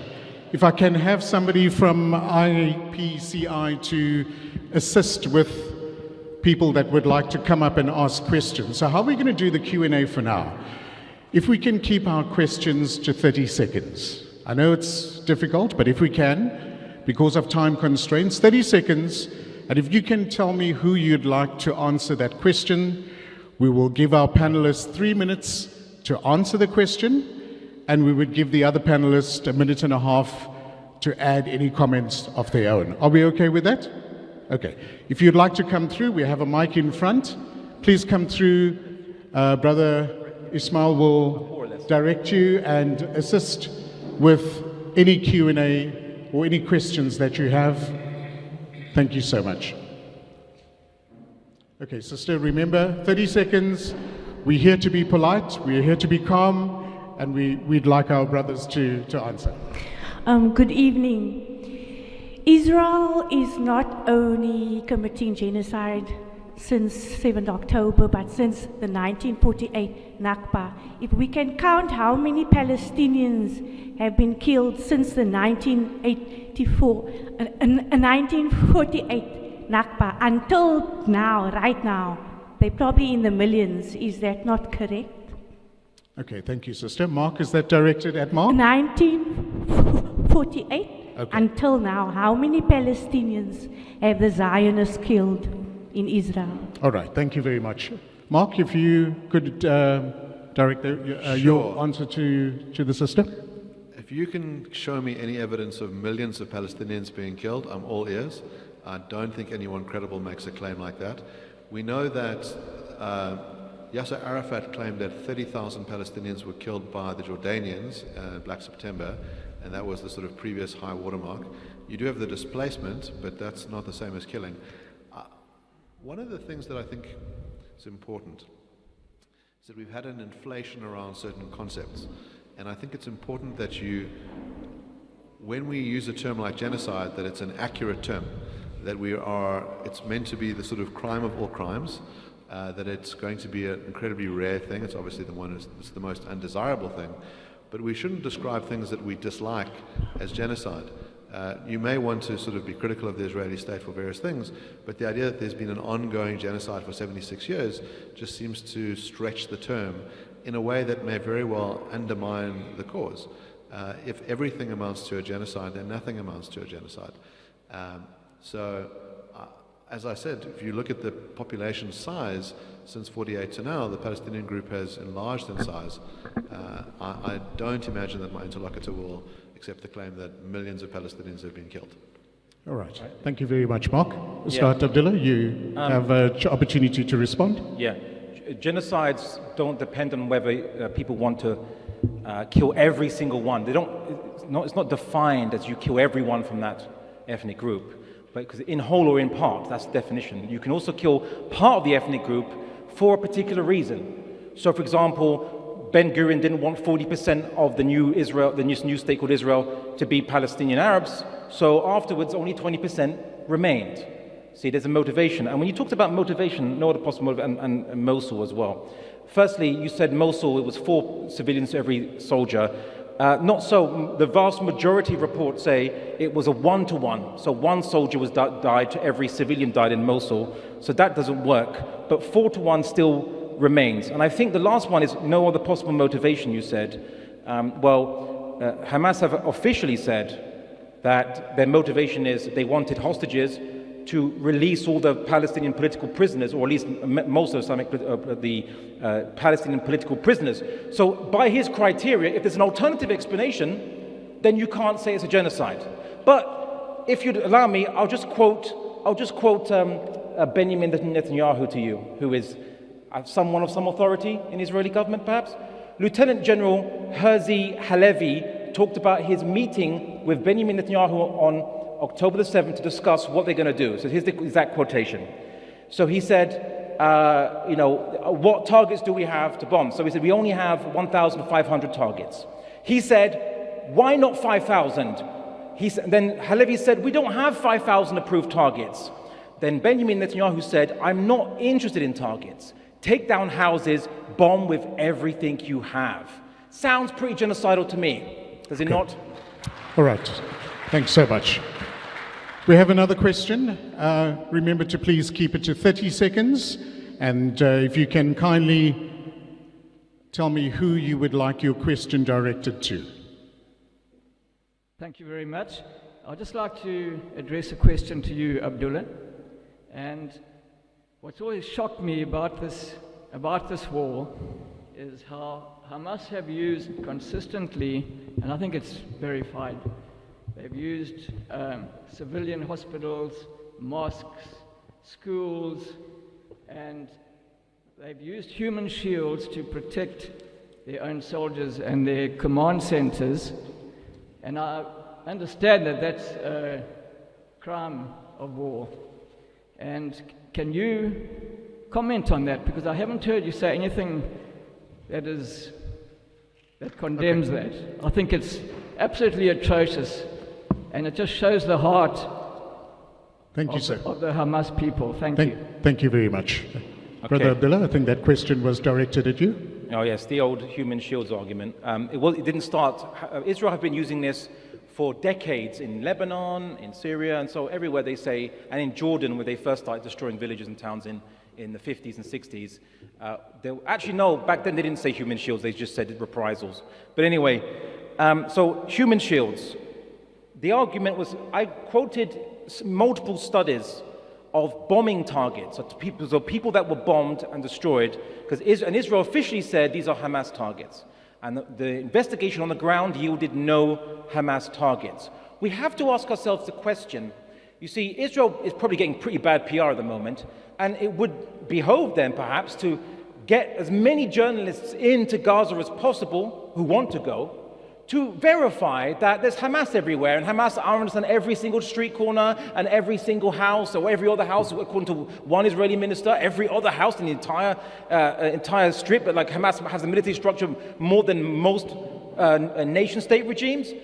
But Israel doesn't want independent journalists there, and it banned them. It's banned to now. You can't enter Gaza as a journalist.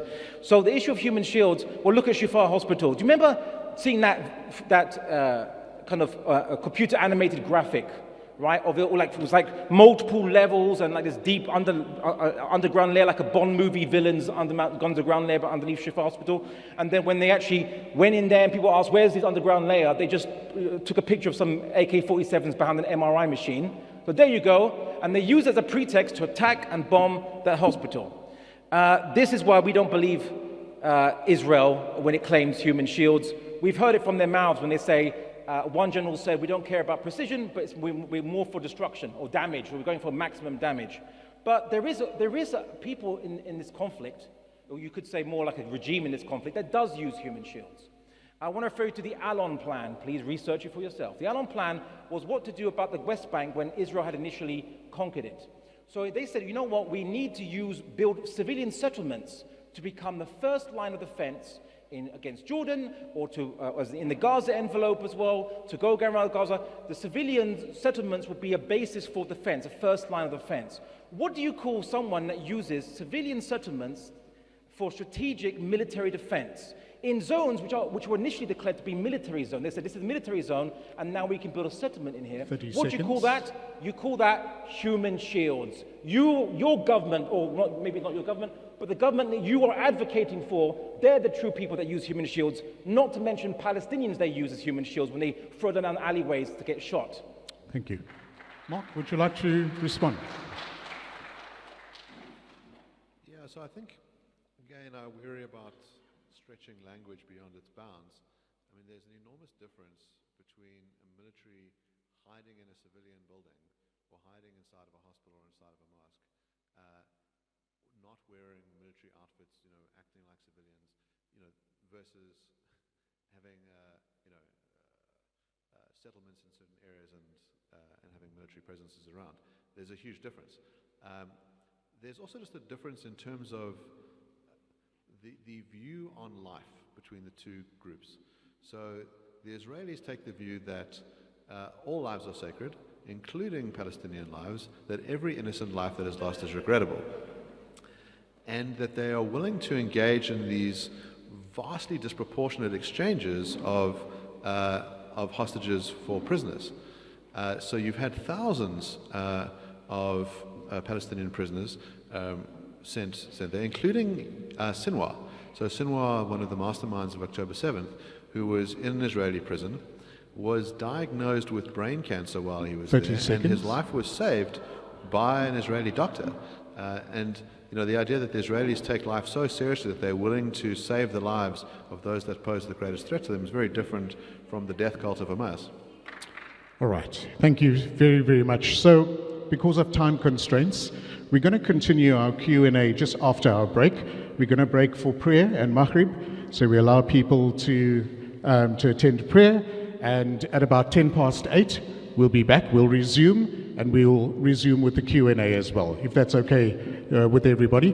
Jazakallah so much to our Hilal TV viewers. We'll be back after this break. We're going to resume in the next couple of minutes, so if I can ask you to take your seats. And for those that would line up to ask your questions, you can do so now.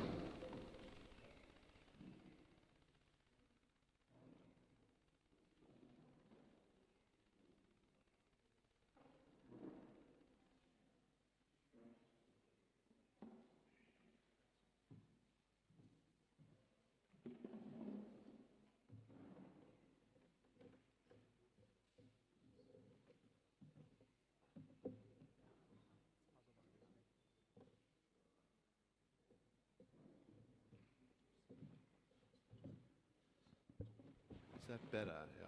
Okay. Okay, cool. I use a podcast mic. I use a podcast mic at home, so you have more distance with them. But these ones, yeah.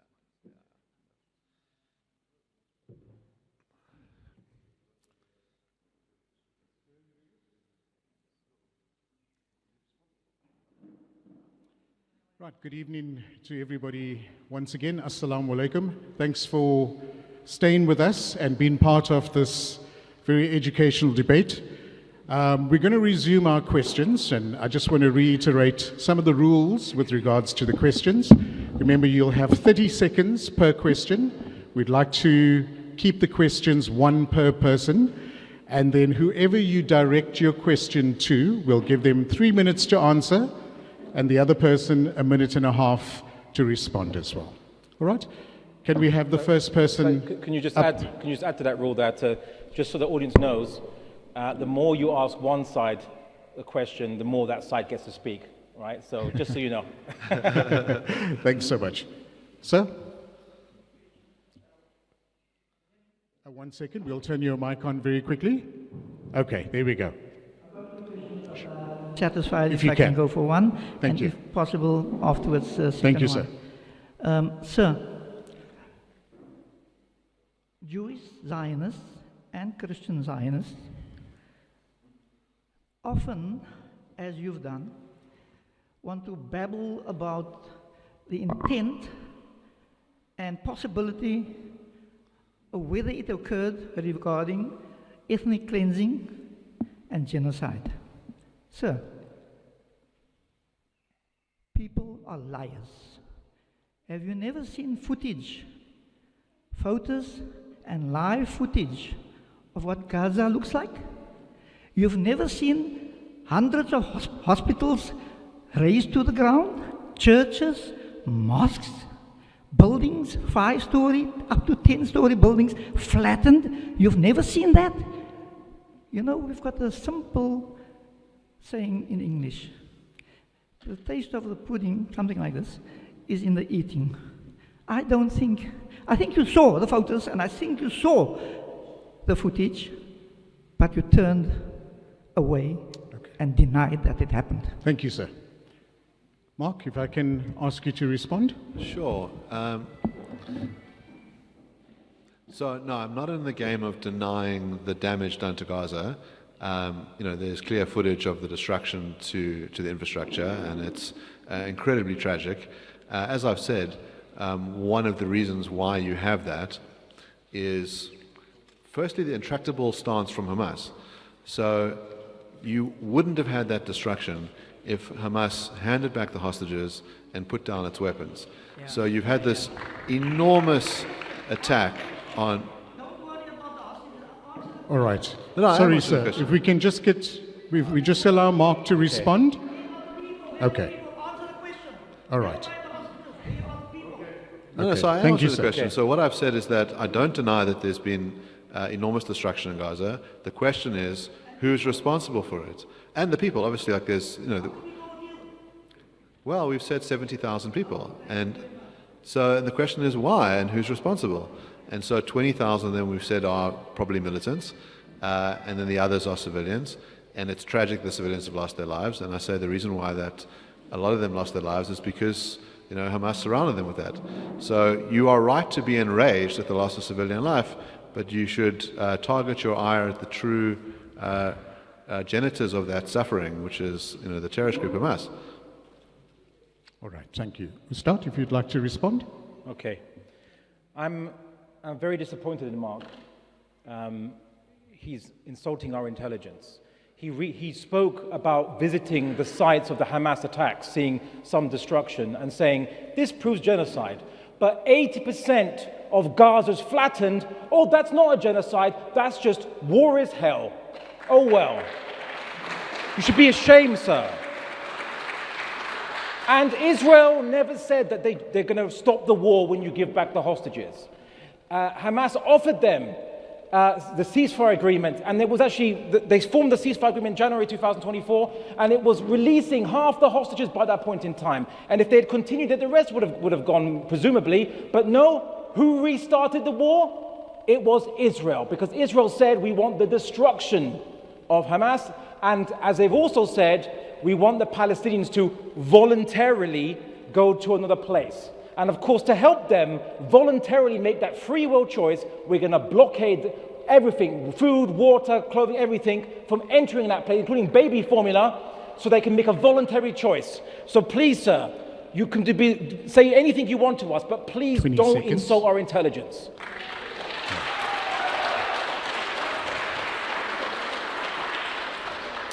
All right. Young man, if you could ask your question. Thank you. So I'd like to ask Abdullah a question. You talked about the so-called intent of the Hamas people on October the 7th to not target civilians, which I don't believe for a second. But is it true that in the Quran, in wanting to have Sharia law as the kind of apex of your global caliphate type Thank you, sir. goal, is it true that the killing of all Jews throughout the world is called for? Thank you. Thank you. Sorry, could you repeat that last bit? I didn't hear If it. you could just repeat your last part. Is it true that the killing of all Jews throughout the world is called for in the Quran? I tell you Start. what, if you find the Quran, any verse of the Quran saying the killing of all Jews, I'll give you £50,000 or 100,000 rand if you'd like. All right? Because that is a slur and a lie against the Quran, and it's no different to the, you used to hear in World War II the Nazi slurs saying that Jews want to dominate the world. It's in their Talmud. Oh, any reference? Trust me, bro. So I tell you what, quote me the verse, quote us the verse before you make such accusations. But I'll tell you this.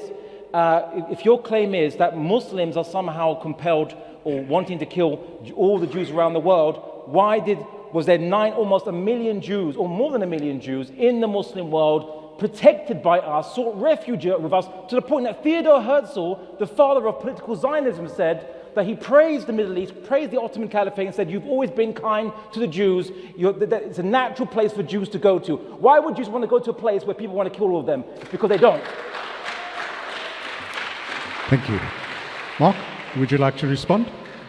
Yeah, so I suppose the passage that often gets cited on this, which is mentioned in the Hamas Charter, is that the rocks and the trees will cry out that there is a Jew hiding behind them and that you should kill them.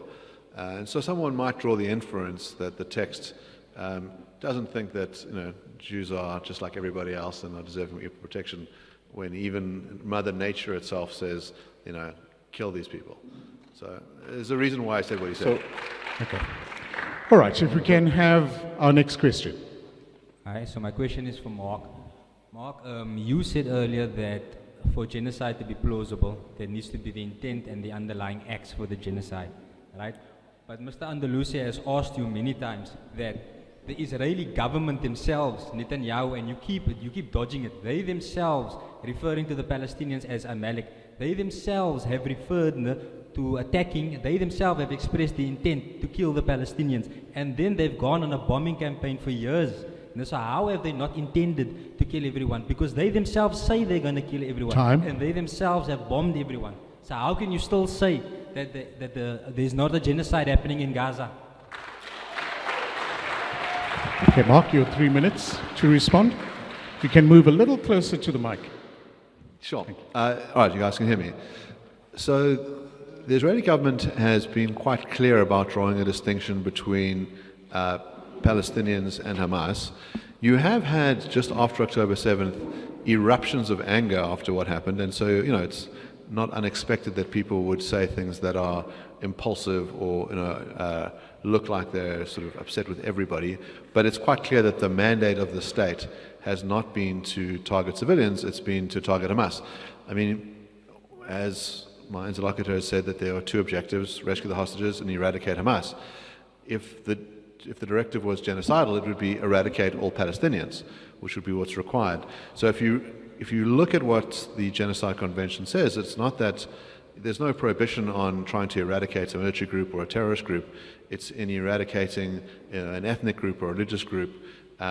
So if you targeted Palestinians qua Palestinians, that of course would be prohibited, but targeting Hamas as that group is not prohibited. So there's a distinction to be drawn, and the state has drawn it. You might have some individuals, maybe there's examples of soldiers saying things, songs being sung, but it's not the policy of the state. And in order to have genocide met, it has to be a state policy. It can't be that some loudmouth sort of says, well, you should kill everybody.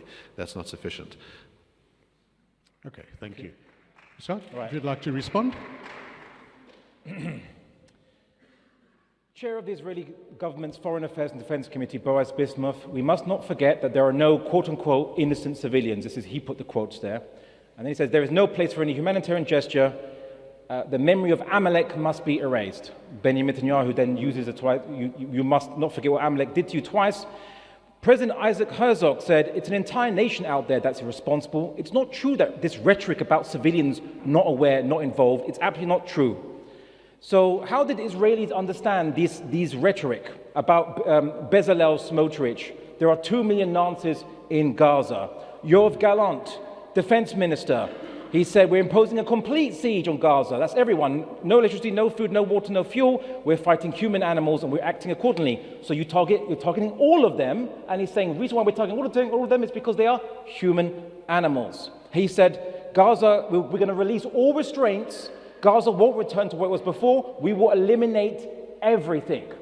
If they tell your intent, why don't you believe them, Mark? Why don't you believe them when they say expressly their intent? Quite genocidal to me.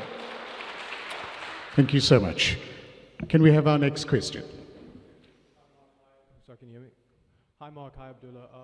This is sort of an open question where both of them have a response.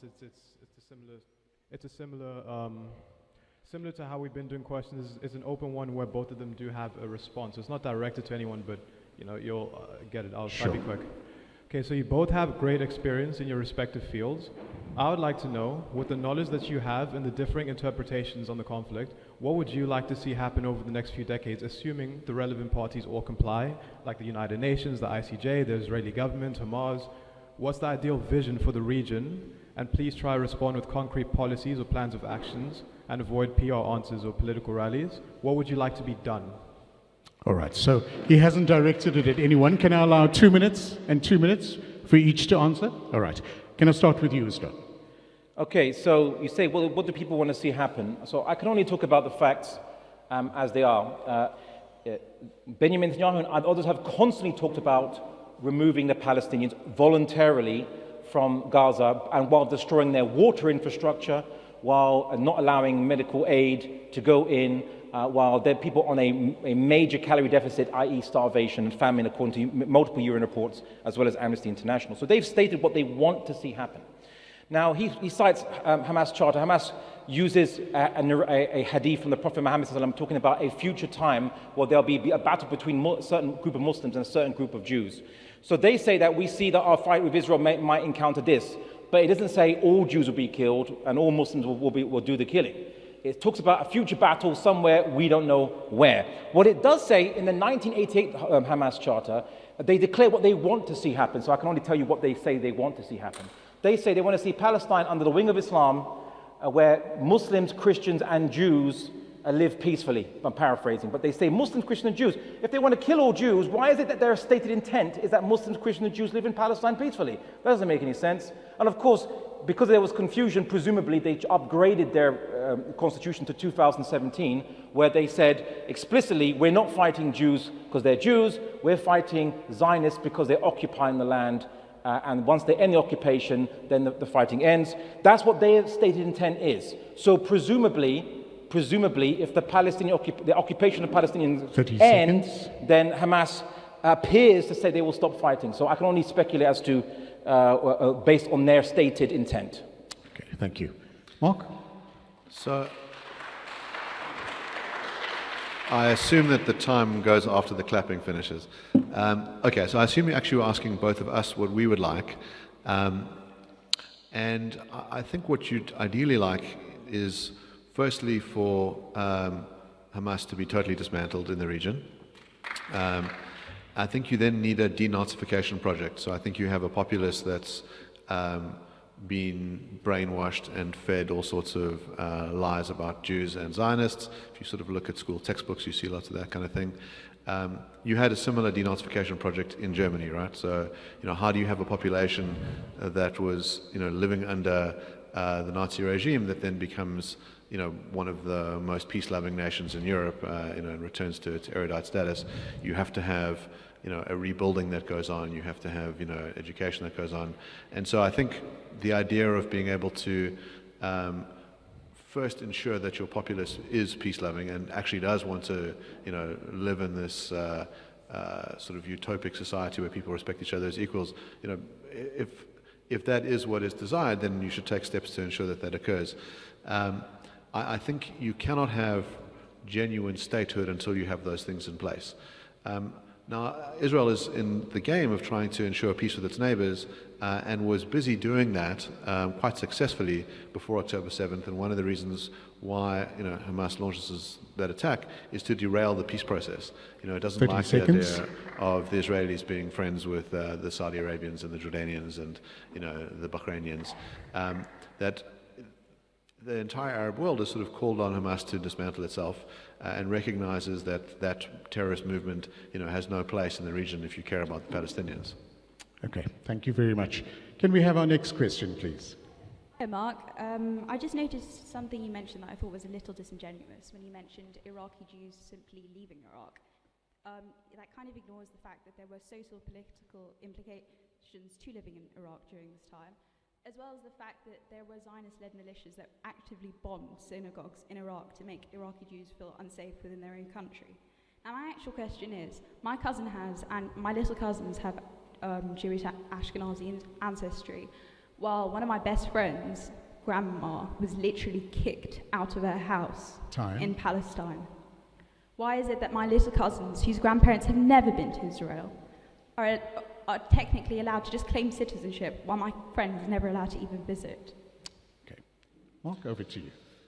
Yes, so if you think about the rules of citizenship that the Israeli government sets up, it's to say that if you were Jewish enough to be killed by the Nazis, which is basically 1/16 Jewish, then you are Jewish enough to start a new life here. If you think about how Israel starts, you really have swamp and desert. I mean, this is not desirable territory. You had many people who were professors and doctors who became bricklayers and farmers. And the idea was that it's important to have this safe haven for people that have, suffered thousands of years of persecution. So that's one of the reasons why the state has that rule.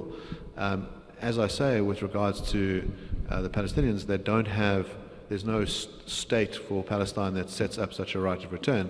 And of course, there's good reason to think that it would destabilize the only Jewish state on the planet to allow a right of return, because you have people who are hostile to the values enunciated by the Israelis.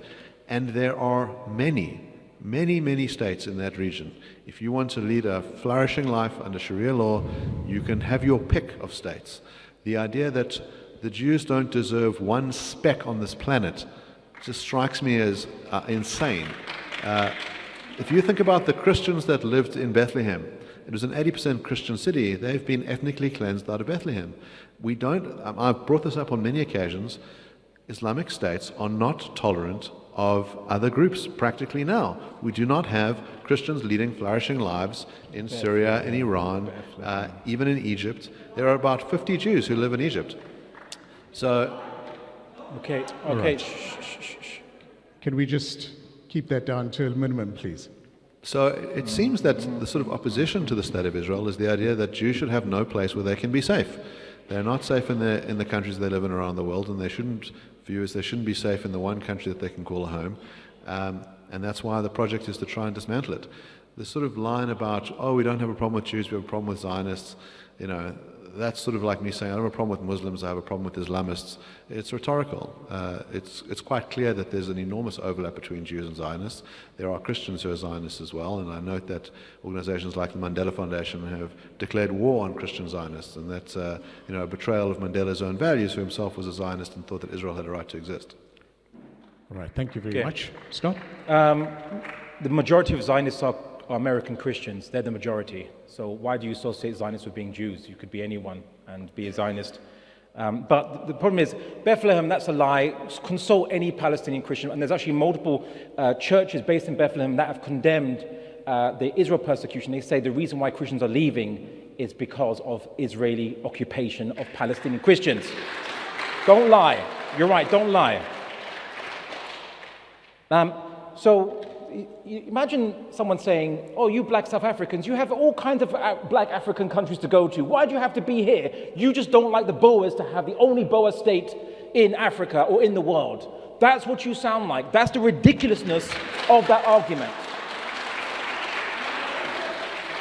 Palestinians are Arabic speakers, but they're natives. Egyptians are Arabs, but they don't come from Arabia. They're the descendants from the pharaohs and from the ancient Egyptians. Palestinians are natives. Why should they go somewhere else? It seems you secretly support Benjamin Netanyahu's idea. The only solution is expulsion. Another expulsion of the Palestinians. No, sir. No. 30 seconds. All right. Well, let's move on to our next question. Thank you very much. Question for Mr. Andalusi is, why is this war in Gaza the priority issue for almost all Muslim activism or public speaking that I hear, at the same time that other things are happening in the world? For example, 1 million Muslims imprisoned in China. I haven't heard any Muslim leader object to that. Secondly, one's had 1.5 million people killed this century, most of them Muslims in Yemen, Syria and Sudan. I don't hear much about that. Time. But also just with the alliance with woke, people who are advocating killing of unborn children, who I understand is completely against Muslim teaching, but they're happy to work with these people. So my question is, why is that the paramount issue? Scott, over to you. Okay. Why is it when there's so many countries around the world where people are being oppressed, massacred, denied the right to vote, why does the world focus on South Africa, part of South Africa, so much, to the point that they were actually suspended, de facto suspended from the UN? No other country has been suspended from the UN. Why are you picking on white South Africa? Because it purports to be a liberal democracy. And if you can allow a liberal democracy to deny the rights of a people and still be a liberal democracy, that's a threat to liberal democracies everywhere. on principle. So that's why Israel is quite an exceptional state, because it's the only state that gets $4 billion plus from America, money, no sanctions from any Western state, and it denies it's based on racial supremacy. So China doesn't say it's based on racial supremacy, neither does Russia. They do horrible things, but Israel is based on racial supremacy. So that's why we talk about it, and of course anyone would talk about it. You know, I want to just segue into something else, which is we talked about denazification of Germany. That was the solution. But all Germans, at the end of denazification, got to be part of one state and could all equally vote. At the end of whatever process he wants with the Palestinians, he denies the Palestinians a right of equality, and he denies them their own state. Benjamin Netanyahu said they won't get their own state. So where is the only solution for the Palestinians? It seems like the only solution that you want for the Palestinians is a final solution. Thanks very much. Mark, would you like to respond? So a couple of thoughts. The one is that the real reason why you don't find discussions of the persecution of Muslims by states like China or by other Muslims is that it's only news when they are Jews, that there's a sort of selective problem here. I don't see much sort of ranting and raving about other states that are, you know, ethnically arranged. I don't hear claims that the Greeks shouldn't be allowed to be a state for Greeks only, or they shouldn't have a right of return for Greeks. So I think that sort of would explain the sort of the emphasis issue. Just remind me of the last point that you made.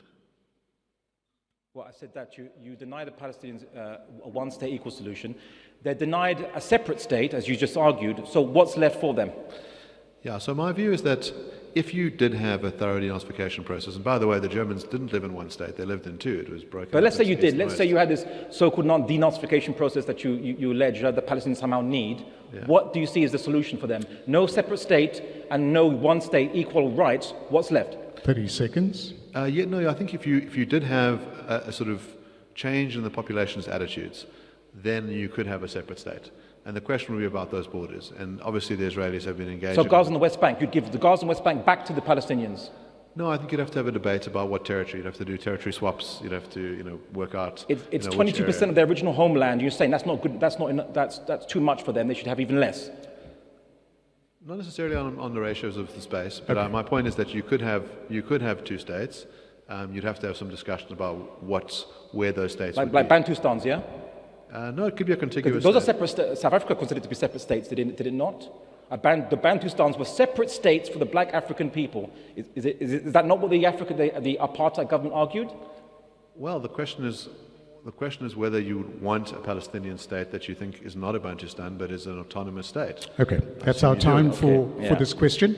We have our last and final question. We have two more. Okay, go for it, sir. I'm one of them. Mr. Oppenheimer,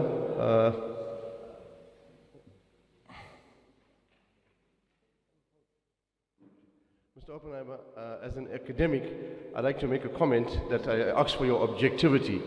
As much as what you're accusing Hamas of doing, Irgun and Haganah did exactly the same thing against a British mandate to form the State of Israel. They committed acts of terror. I'd like you to admit that the founding of the State of Israel was on the acts of terrorism. Secondly, sir, there is a gentleman, academic like you, middle class, American physician, was name is Baruch Goldstein. He got up on a pre-dawn prayer, massacred 29 Muslims at prayer. Just like you, an academic, not an illiterate Arab from a refugee camp. What the Israelis are doing to the Arabs is same what the Germans did to the Jews, to you all in Germany.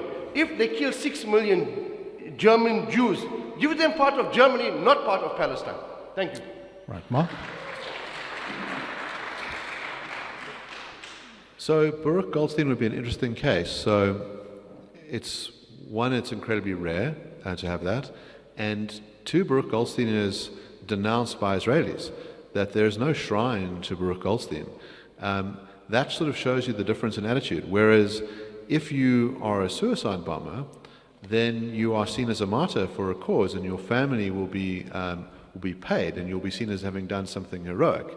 So the Baruch Goldstein case shows you that Israelis condemn the killing of innocent lives, including Muslim lives, whereas Hamas, on the other hand, celebrate that kind of behavior.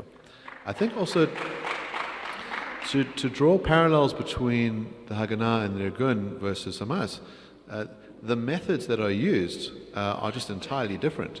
You don't have the Irgun strapping, dynamite to their chests and blowing up civilians. You have attacks on the British, but to say that they're sort of equivalent groups just strikes me as detached from reality. All right. Thank you very much. Ustad? Okay, so I'm going to quote from the book by Peter Bennett. He said this: a 2006 paper by two University of Toronto sociologists reached the conclusion that most Palestinian suicide bombers, quote unquote, gave up their lives to avenge the killing of a close relative as retribution for specific attacks against the Palestinian people or as paybacks for perceived attacks against their culture. A 2014 study by Israeli political scientists determined that among both Palestinians and Israelis, individual level exposure to terrorism and political violence against them or their families makes the subject populations less likely to support peace efforts. So clearly, violence begets violence. That's the cause of suicide bombing, which Hamas, apparently they have stopped anyway. But the Palestinians weren't the first people to invent bombing attacks against marketplaces and crowded areas. It was the Zionists. Irgun pioneered this. Menachem Begin led the Irgun. And how was Menachem rewarded? Was he punished or judged? No, he was made the fourth prime minister of Israel. That's what they do to their terrorists, reward them. Thank you very much. All right, we have our last and final question, sir. Well, two. Well, in the interest of time, I've decided to really write down my questions. We have 30 based seconds, on what sir. you said earlier on. Just want to probe the necklace comparison, because you have used that comparison, I think 2-3 times based on your book, and before you were talking about the Baptists. Now my question is, are you aware that necklacing in South Africa was widely condemned, including by liberation leaders? Do you then accept that it was never legitimized as lawful resistance, but recognized as a mob violence and moral failure? Thank you, sir. Okay. Start. I was simply quoting what this South African Jewish writer was saying, where he simply said that the expectation by the white community that there would be a genocide against whites once equality of blacks was given was unfounded. That's the only reason why I mentioned. I quoted from him. I didn't even know the full extent of necklacing. But the point is, if the argument of the white apartheid regime had been, we can only have peace with black South Africans when we eliminate the ANC and their militant wing, Umkhonto Msizwe, which did do terror attacks and targeted civilian people, you wouldn't have had peace. You wouldn't have the ability for peace. So the question is, if we can create peace by giving everyone equal rights here in South Africa, and imperfect though South Africa is, why can't we do that in Palestine? And there's one major block, and it's the same block that was here in South Africa. Because people like him were afraid that the Zionists will lose their racial supremacy in Palestine, and that's why they don't want to give people rights and freedom. Okay. Mark, would you like to respond?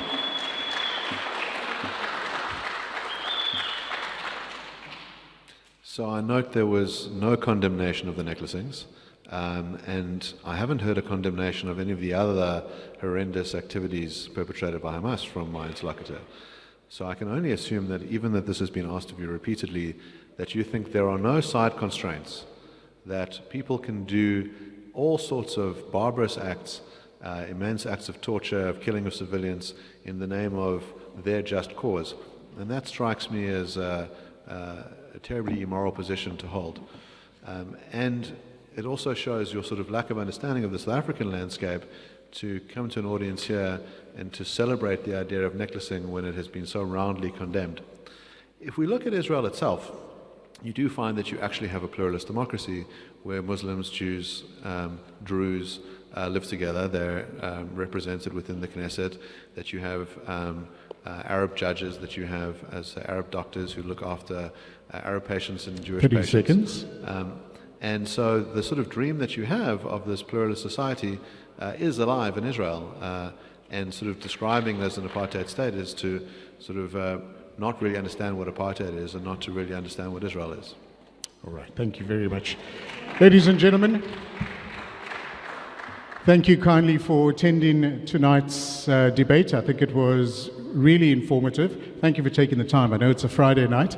Not everybody has the time to do that. We're going to round up tonight's session, and we're going to ask each panelist to spend 5 minutes of their time to round up their opinion and their thoughts about tonight's debate. Mark, can I start with you? So, firstly, I want to say it's been a very interesting event. It's a hot topic, it's an emotional topic. I understand that people have very strong feelings about this. I'm delighted that we've managed to have a largely civil conversation, that we've been able to speak to each other, exchange ideas, hear from the crowd, engage you. I think often one of the things that's become rarer and rarer on many issues is that people only hear their side of the story, and I think it's nice that people who've held different views and I get to hear both sides. So I really sort of celebrate what the organisers of this event have done, and I think these sort of things are well worth doing. I imagine there'll be lots of disagreement about some of the things we've said in terms of the norms that are put forward and the facts. There's a recording of this video, so people are welcome to sort of fact check each other online. I think that's probably the appropriate way to do it. Ultimately, the question that was sort of asked of us today was, is the war in Gaza justified or genocide? And I've given an argument for why it sort of meets the criteria for a justifiable war by looking at the legitimate war aims of the Israelis and why what has happened doesn't meet the sort of threshold of genocide, in that you don't have dota specialis. You might have had inflammatory statements that are made by various individuals, but you definitely don't have a state policy of the extermination of Palestinians as a people, either in intention or in acts. The Amalek quote, by the way, is one of those things that's sort of badly misinterpreted, in that it refers to, you should remember what Amalek did to you, which refers to the Israelis being caught by surprise by Amalek and attacked. And so that's where it refers to. There's an Amalek monument outside of the International Court of Justice, and sort of Amalek is sort of referred to, like the Nazis were seen as a modern Amalek, and so Amalek refers to Hamas, not to the Palestinian people. I think we have some agreement between us, which appears to be the idea that it would be good for people who have different faiths and different beliefs to be able to live alongside each other in peace, and I think that hopefully most people feel that they want that. I'm not convinced that Hamas want that, and based on their conduct and based on what's been said in their charter and based on what's said in interviews. But it would be good to have people living alongside each other like they do in Israel. And I think, as I've said, if you did have a sort of thorough change in attitudes, you could have other states living alongside each other, and that would be a sort of desirable state of affairs. Are you okay? Would you just about 2.5 minutes? Are you okay with that? I'm okay with that. Okay, thank you very much. We'll start over to you. Did you say I celebrate the idea of necklacing? Did you say that? Did you say I celebrate the idea of necklacing? No, I said that you refused to denounce it. Did you say that? Okay, then you can start my time. Okay, go ahead. Did I celebrate the idea of necklacing, or did I just quote a South African Jewish writer? This is as lie and slander. You lie brazenly to us as much as the government you defend lies to all of us. He said, if the white people in South Africa, the Boers were the majority, there wouldn't be apartheid in South Africa. They would just say, okay, we can all live together, no problem. Because when he says, I wouldn't mind living together, we all support the idea of living together, but what Zionism says is, sure, we can all live together as long as you are not more than us or too many. Then we don't want to live with you. We're going to bomb you. We're going to put walls around you. We're going to starve you, kill you until we expel you. That's what Zionism actually says, not what you claim it does.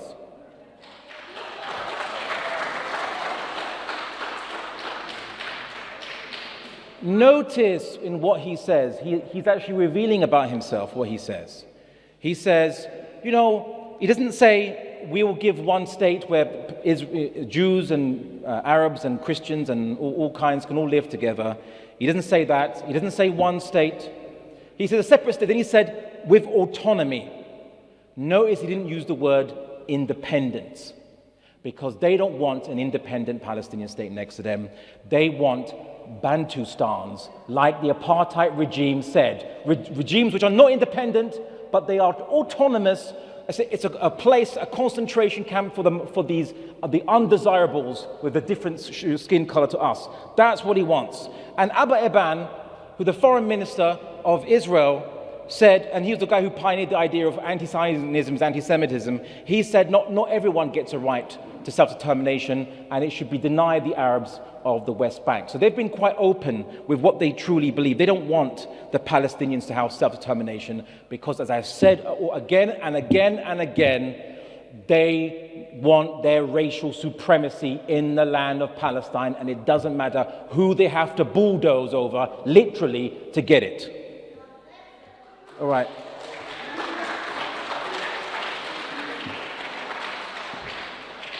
And there was an article with Israeli soldiers mentioning to journalists that they actually literally bulldozed Palestinians in Gaza, alive and dead. So he says that Israel wants peace. It's a typical thing that the Zionists say. And yet there was multiple Arab peace initiatives. This was all the Arab world, including even the OIC, the Organization of Islamic Conference, and to the point even Iran was actually part of it, but like they said they weren't going to object, but they were like neutral about it. They said, okay, Israel, I tell you what, we will all normalize with you. Every Arab government and even the Muslim governments will all normalize relations with you, recognize your right to exist, everything, peace, and the end of any conflict. All you have to do is go back to the 1967 borders and allow the Palestinians to have their independence. Fatah said it, PLO said it, and even Hamas has said that, right? Even Hamas. And they changed their constitution in 2017, and they reiterated as a means of national unity, they said they will go with this plan. Who scuppered this deal? Israel. They said, no, we want the West Bank, we want control, we can't trust non-Jews. Because the secret behind Zionism, most people don't realize is, the premise of Zionism is that Jews must rule themselves, right? No one else can rule them. Even if they are the majority, the non-Jews, the Jews must rule themselves, because ultimately you can't trust non-Jews. That's the premise of Theodor Herzl's arguments and writings. You can't trust non-Jews. So how could non-Jews be expected to live in a state where the premise of that state is that they can't be trusted, and so they must be controlled? This is the basis for racial supremacy and racial subjugation. So I will end with this, relating to what we discussed. There is a genocide going in Gaza, and the ANC's argument at the court case you had was that the Kill the Boer was not genocidal because no one understood it like that. 30 seconds. The context was no one understood it like that. It was clear, it was metaphorical. And yet, poll after poll in Israel, for example, the Hebrew University concluded 64% of Israelis believe there are no innocents in Gaza, 47% believe that the Gaza should be conquered and everyone massacred, just like Amalek. So the Israeli people understand very well what Amalek means and what the genocidal statements of the politicians mean. It's time the whole world see through your lies and see that this is genocide and there's no hiding it.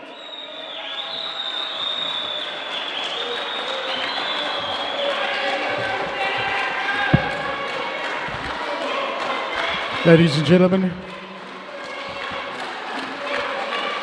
thank you once again for coming through and attending this debate.